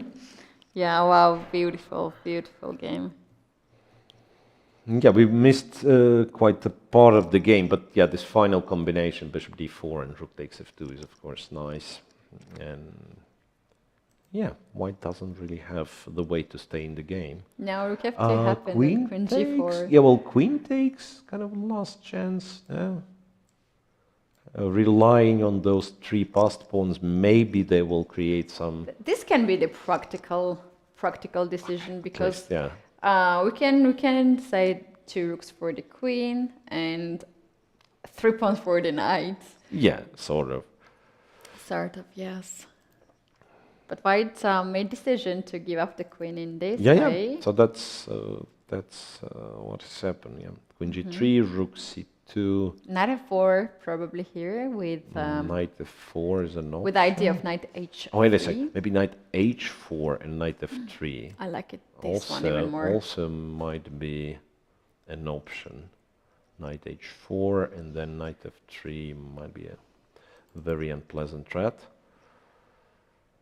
Anyway, looks like black's winning. And it's one of the few games that are still in progress on top boards. Like all of a sudden, yeah, we are approaching this time trouble stage when kind of all the mistakes are made.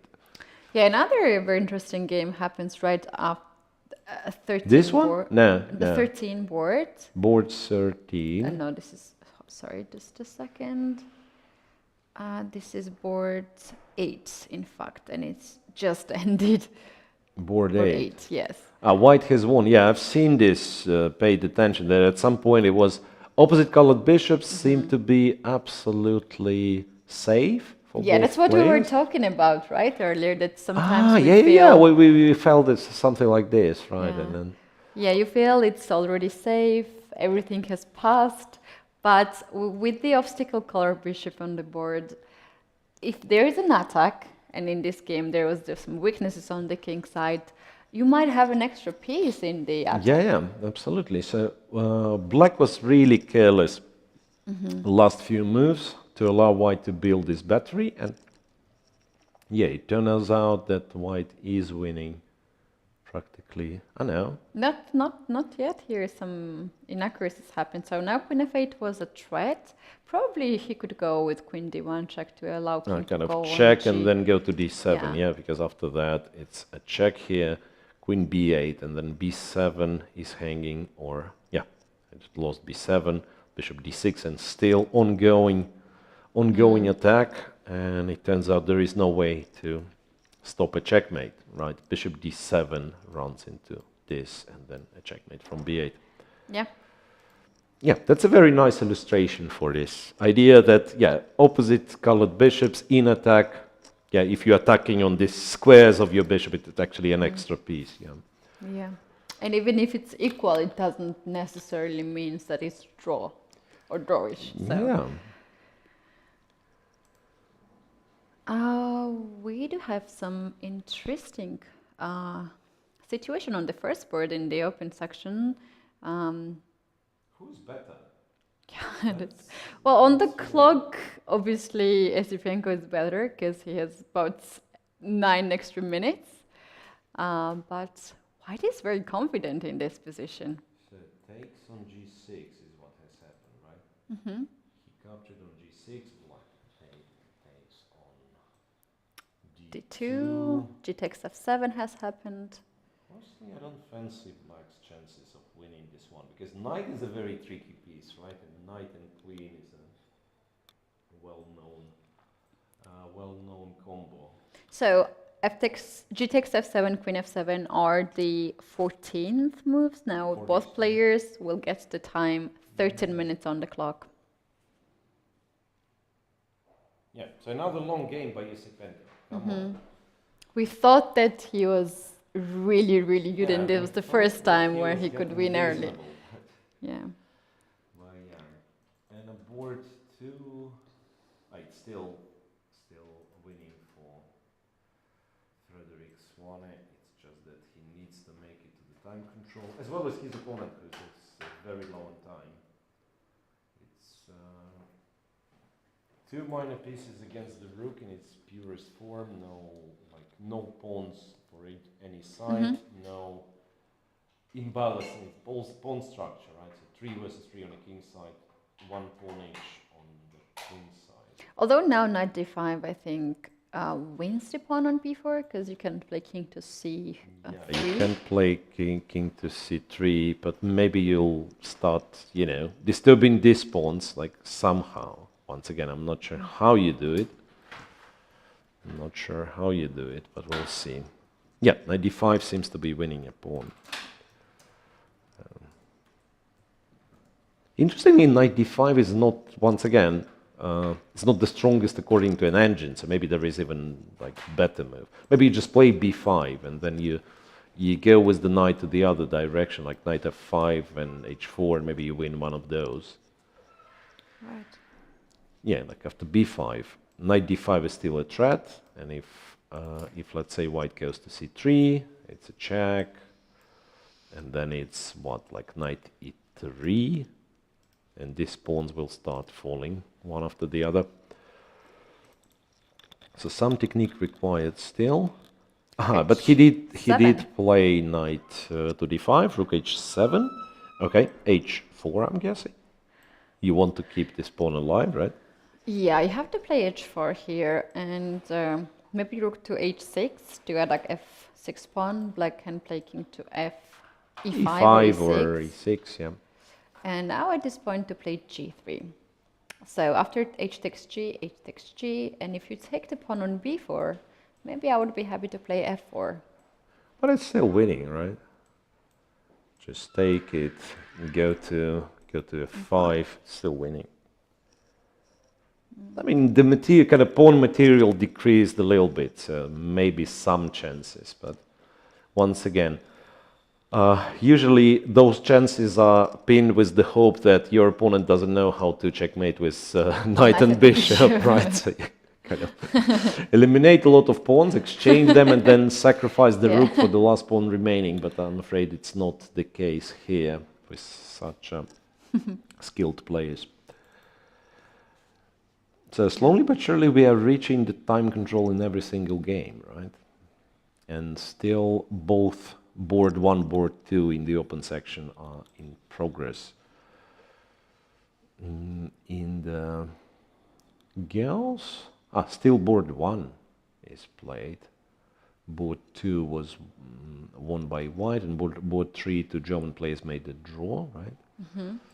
Board Oh, 1. I have a very interesting suggestion. If Yeah, we can tell go me. back to the game of Petriashvili, where he had sacrifice extra exchange on against Grandmaster Luka Bedisavljevic. If we can find that game. I think it's on 13. Struggling. 13, yeah. Struggling with.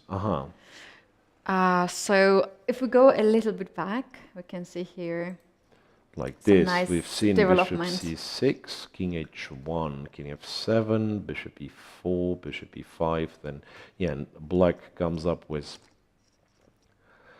an attack, right? Rook g8, f3, knight takes f3. Understandable. But yeah, but maybe still some chances. So there's a check on d7, king e8. Whoa, nice. Nice. And then what? If you take over here, it's bishop f3, right? And then it's just a checkmate on e5. Beautiful. It's really, really beautiful. I like this. Right, yeah, I think yeah. It's brilliant idea. Well, I want to say it's relatively standard, right? You have all the pieces in the attack, and you just lack this last final breakthrough. So that it's very logical that this simply works. Well, if white plays some random move after knight f3, yeah, like, doesn't. But the rook is hanging. Rook e2, and then you probably just return back, and then if this is hanging, f4 f3 is another. F3, yeah. I mean, you've won a very important pawn and as well open the diagonal for the bishop. So yeah, I think knight takes f3 decided the game on a spot. Not even sure if white has option to continue, like rook d6 maybe. But then black can play bishop e7 as well. Black can play bishop e7. So that now, when you take, and still black ends up being up a piece after bishop c5. Yeah. It actually says that white lost on time, which I believe is not the case. But once again, we are losing, connection to digital boards. Sometimes happens. Now we have this game on the screen. I can recognize Georgian player Nicholas is walking right now, and his opponent has both hands on the head, thinking to find a solution here because he just got 13 minutes extra that's on move time. 41. Yeah, I was kind of carried away with the idea that it's also a huge time trouble. It's move 41. So yeah. I would like to suggest another very interesting game, which is still in progress. Nesterov Arseny against Pranev Vupale. Very interesting end game. This one. Yeah, Board, where white board king 11. is so active on d5, but is this enough? Because black has way too many extra pawns. Actually, one. Yeah, black has one extra pawn. I want to say it's black who is playing. I don't think this a pawn runs anywhere. And who's to move is also an important question. White. It's white to move and he's on seconds. These guys, they did not reach time control just yet. So e5 pawn can be captured? King e5 is an option, of course. Then just to prove that black is completely safe, I think rook c6. I mean, if you're scared for whatever reason, like just take on c6, take on a5 pawn, bring the bishop to f6, it's a draw. But yeah, I'm guessing maybe black has a chance to play on, even though you're absolutely right. Okay, the king is active, but also the knight on c6 practically paralyzes this rook. Two rooks, right? Yeah, the connection between these two rooks. It's also hard to imagine how black is supposed to play for a win. Like, if you get the bishop on e1, somehow magically make this a5 pawn disappear.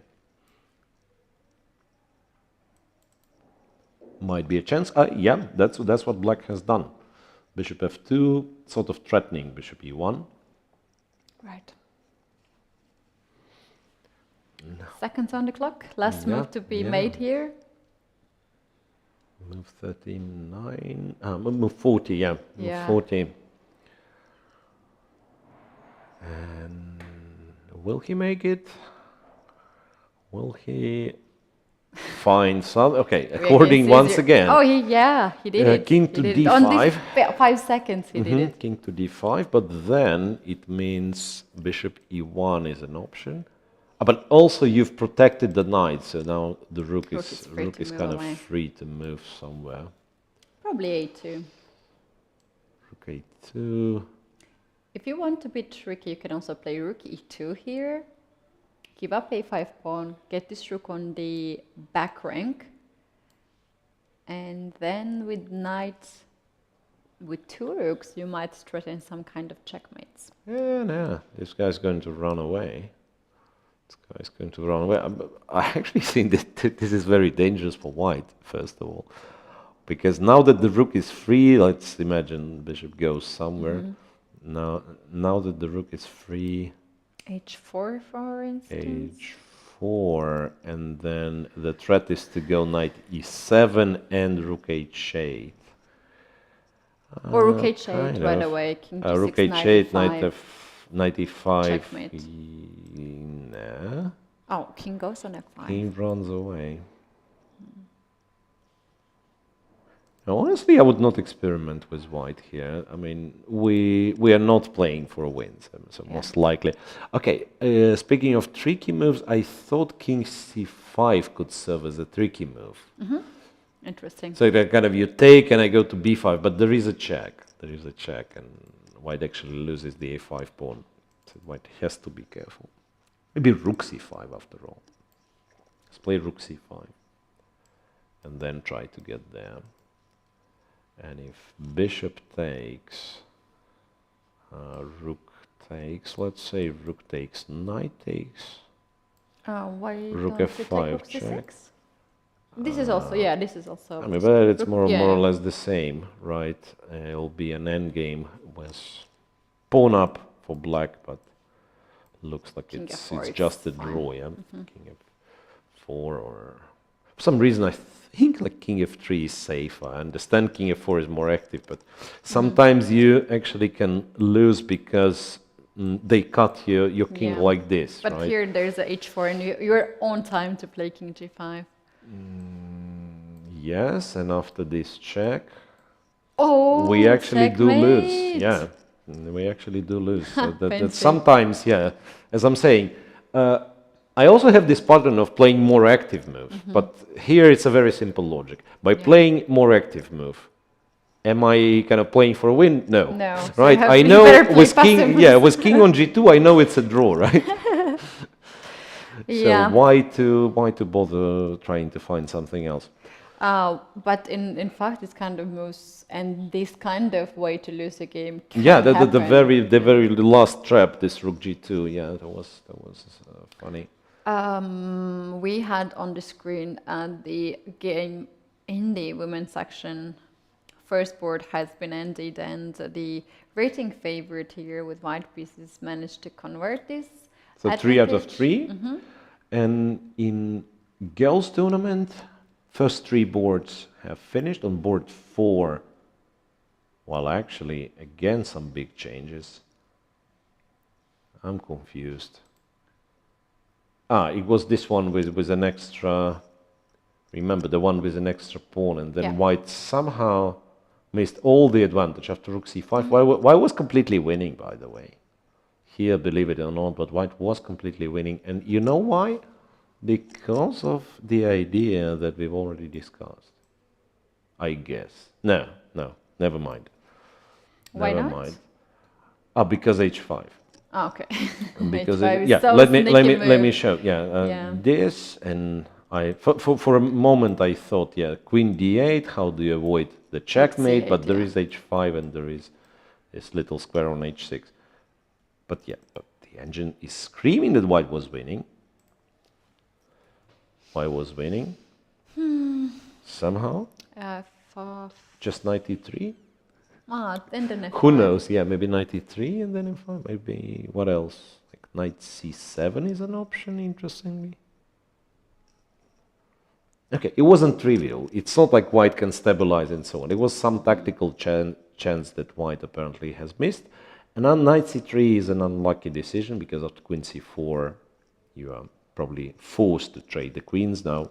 Not only the knight on c3, but what's more important, pawn on f4 is hanging with the check. so knight e3 would avoid at least. Yeah, you can't really... c4 and also knight on c3 will not hang. Yeah, queen d8 is impossible because f4 falls with a check. So white decided to trade, and yeah, here, like, really nothing happens. The game's in progress, but I don't know what for, to be honest. Like 3 versus 3. 3 versus 3 is an obvious draw. On board 5, this is a lovely position for white. If bishop extra pawn, what else you can ask for in chess game? And you can practically paralyze black by playing bishop d7, and then kind of, you know, both knights are hanging. You can play king e7 because you're gonna start bishop to e8, win some material. I don't know. Then what? Maybe knight b7 is the move, but it gets worse and worse for black anyway. Bishop f8 then. Knight b7, yeah, bishop b4 or bishop f. By that point, it's important to find one way to win and just go for it, because the position is so nice that you can, I don't know. You can do whatever. You can also play like king f2, king e3 to centralize your king and win a little bit later. And this is pretty much it on the top boards. This is pretty much it. All the rest have finished. Yeah, that's right. Let's get back to the game of the first board in the open section. This game is still in progress, and seems like white is taking a lot of time here at this point. After increment, he's thinking for 10 minutes. Okay, so queen b5, d3. I can understand what he's thinking about. It's probably... It's ended. d3 came along with the draw offer. Okay, that's why he was thinking. He was thinking, should I accept the draw or not? Right, and yeah, obviously white, if he wants, he can probably force a draw somehow. And what an amazing game from white, actually, Stefansson. We thought that he would lose this game. Yeah, at some point it did at look the beginning, like, yeah. It did look like he was in trouble. Tough time to Osipenko in the position where Osipenko had really, really good advantage. Yeah. But look, once again, sort of a pattern for Osipenko. He gets comfortable positions out of the opening very easily, sometimes a bigger advantage, sometimes just a more pleasant position. And then he struggles because, like, even those games that he won, It took him an awful long time to actually convert this advantage. Sometimes, you know, let this advantage sleep and then just be a little bit more precise at the very end. Right. So the first board has been ending on the second board. This is a chance actually for Fredrik Svan to be one of the leaders of the tournament. And look, in the open section, out of 5 first boards, we have 4 draws. So much more solid. Very solid. You see, much more solid. There are still like players on 3 out of 3. Simonenko, by the way, has won yet another one. Yeah, so he is on 3 out of 3, the 13-year-old. Oh, we have been actually suggested to get him at the interview at some point. Yeah, well, it'll be tricky, but yeah. I think today we won't really haunt the players.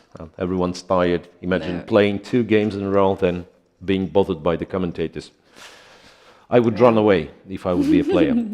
Regrettably, I cannot run away. I have to stay on air. Right. How hard will it be?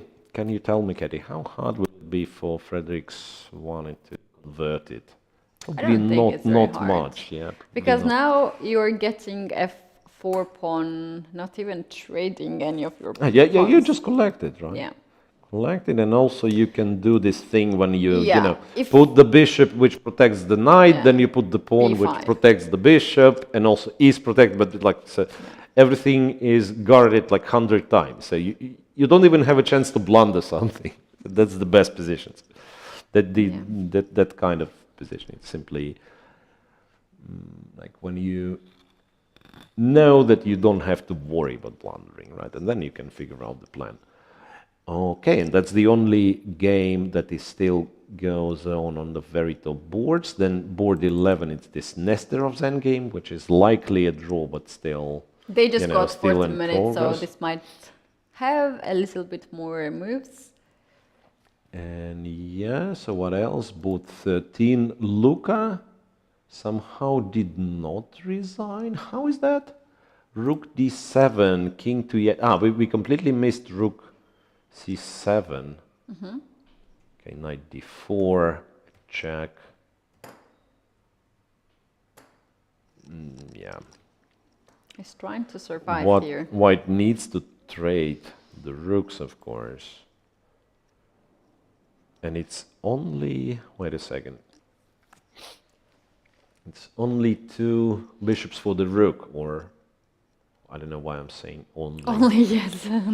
It's good enough, right? I mean, black needs a couple of moves to consolidate, like bring the king closer and so on, and then we'll start collecting pawns. This is also still this move f4, f3 out there. You can also play these, or you just can get the knight on f4 square to attack g2 points. Very pleasant position. Although we have to mention that here white pieces, the player with white pieces is fighting with all the forces. Yeah, so he found the way not to fall apart after this rook d7, rook c7. I wonder if there was something better for black. Or maybe you don't need anything better. Maybe it's just fine. Yeah, like knight d4, white's forced to trade. White's forced to trade the rooks, but that's just enough. Yeah, b4. This is where you start by bringing the king closer, I believe. Yeah, you can get this close. King f7, king g6, king g5 even. Oh, this side or e7, and like f7, e7, then you'll push the f pawn, and maybe eventually this king runs somewhere towards the queen side.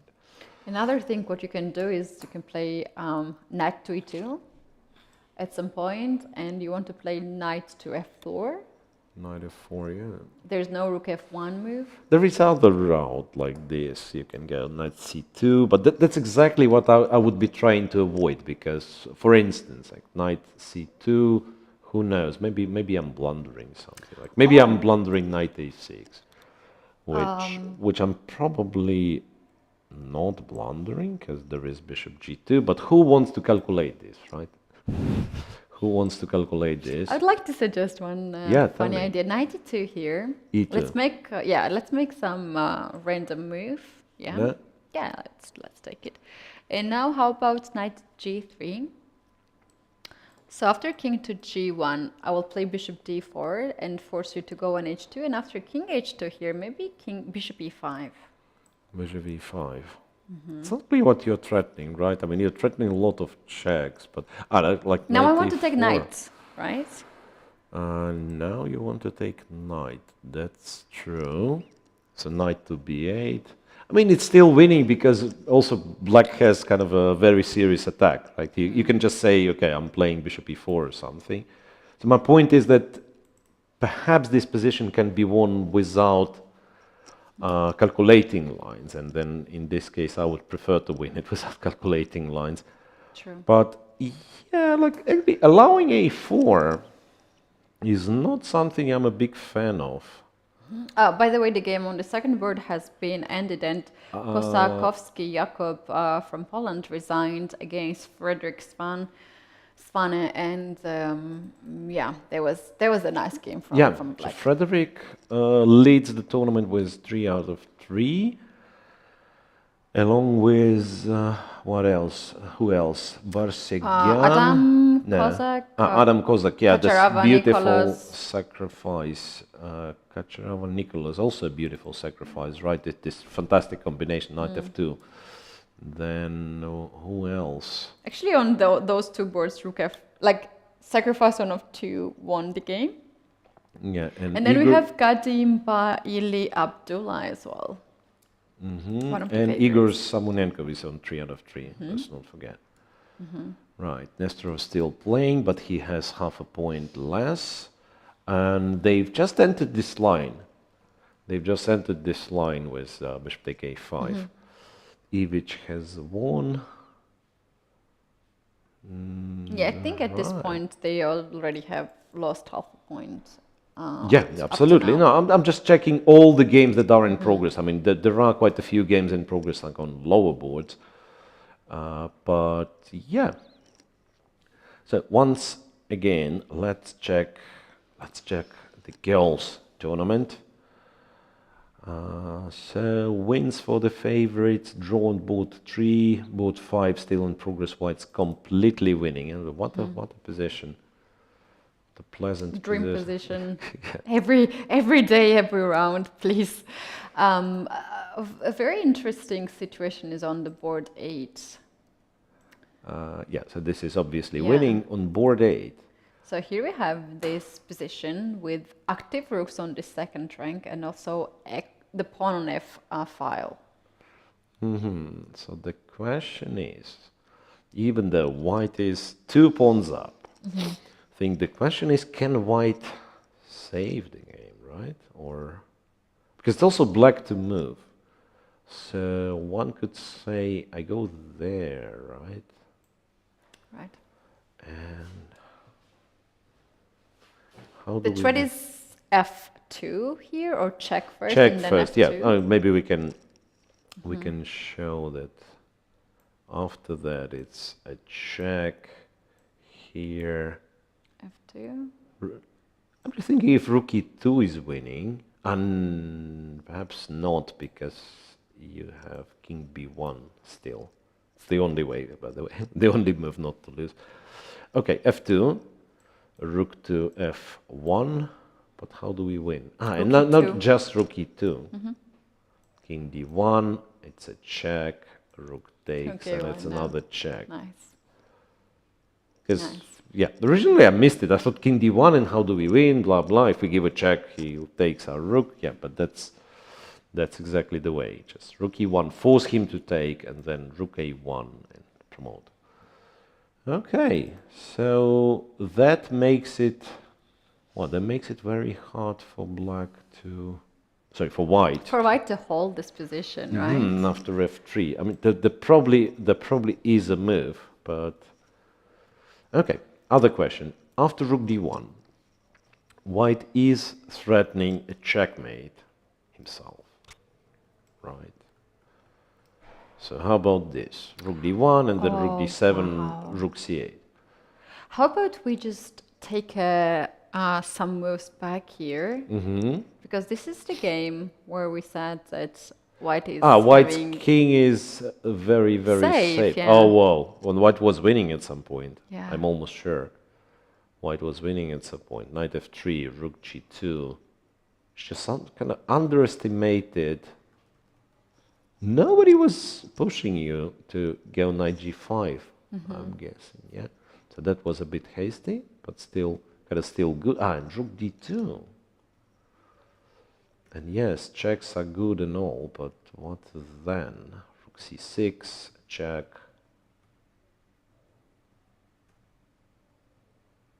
Wait, is it for real? How many? Yeah, it looks like I'm black. so confused right now. What? This game Yeah, has been black. ended. Yeah, black just agreed a draw. So what we were saying was go F3 right away. here, right? And after rook d, I mean, I'm still not convinced because after rook d1, I cannot see how we actually win. And we can do check. this, yes, but what's then? Because that's a serious threat, right? Yeah, you want to checkmate in 2 moves. Yeah, so that's why. Obviously. That's why what? Check and take on d1, but then it's opposite. No, sorry. Yeah. Check and take on d1. It's white who is better, so I'm not even sure. Wait, how is that? It says the position is equal. Computer says the position is equal, right? Meanwhile, the only move that I can see, like only move period. Don't tell me that king f7 is the way to make a draw. No, I will not believe it. So yeah, maybe. So f3, rook d1. Wait. Yeah, so that was the actual position, and then rook b2 and black repeated. And my guess is that after f3 there is rook d1. Maybe you just go rook d2. Wait a second. Just go rook d2, and this is how you claim to be better. Not so easy though to find here the. And it's not even winning. It's probably still not engine, winning. Yeah, it's probably still not winning. Somehow white should be able to save. It's a second game of a very, very long day. So. And black was lucky to survive previously, right? So sometimes you have this mentality that, yeah, I was lost, now I'm saving, so let's call it quits, let's not push my luck. Yeah, and when you are like trying to hold the game all the time, then you don't really you don't feel think like you don't think about you playing for a win. Yeah. So, seems like everything has finished on the top boards. So what do we do? Do we take like one little short break and come back for 10 minutes, or? I think there was a sign of just ending the day, call it a day. Yeah, but then at the very least, let's try to calculate how many leaders do we have in both open and girls section. So for open, I think it was 6, right? It was 6, and for the girls, as we can see, both board 1 and 2 won their games. So in the open section, you can say Frederick Svan, Adam Kozak, Nicholas Kacherava, and Abdullah Gadi by Ili, together with Samonenko is 3 out of 3. Samonenko. So that's 5 players. 5 players, not even 6 players, right? Yeah, in open section. And in girls section, we do have Ka Malidanova with Beidulayeva with 100 yeah, but that's it, score. Right? And then wait, and board 5, where white is completely winning, board 5 will have 3 out of 3, I believe. And board 6 as well. So also will have 3 out of 3. Well, so 4 leaders. Not that many. So a couple of rounds more and we'll have a sole leader in the women's competition. If we assume that someone will keep winning all the games till the end. Anyway. Let's see how many rounds you're going to have the players with a perfect score. Yeah, exactly. What's your guess That's in what I both was saying. sections? Well, 4 out of 4, somebody's gonna have in both tournaments. 5 out of 5, I'm not sure. Okay, I'm gonna go then 5 out of 5. Go 4 out of 4, and then Yeah, for open, I'm not sure because it gets like really people get. I mean, first of all, a bit tired, a bit cautious, right? Because there's always this thought like, I'm on 4 out of 4 already. Shouldn't I be, playing a little bit more solid? Which does not deny the possibility that there can be someone on 5 out of 5, but I'm just saying that it gets harder and harder, and we've seen it today in Yosipenko's game, right? He's got an advantage pretty early, but still couldn't convert. Oof. right. Oof, what a day! What a day today! It is. What is the time now? 8:30 local time. So has been long day for everyone, for players, for yeah. us, for our team, production team, which puts things together to give us this live, and also for our viewers who have been here absolutely. all the time with us. Actually, I'm so surprised that I can see still guys on Twitch, on YouTube interacting with us. Wow. I mean, that's absolutely amazing, the interest of a crowd. So thanks for that. Yeah. And hopefully we managed this one well. It wasn't all smooth, I understand, but it was first experience doing 2 rounds in one day, right? So next time there is a double round, we promise to do better, and hopefully there won't be any double rounds. No, there will not be. That's why you promised, right? Yeah, You knew absolutely. that there will be no double rounds. I know I'm safe, and I cannot be kind of caught on. Right. Anyway, okay, thanks guys. for watching, and Thank you very much. See you tomorrow. See you tomorrow.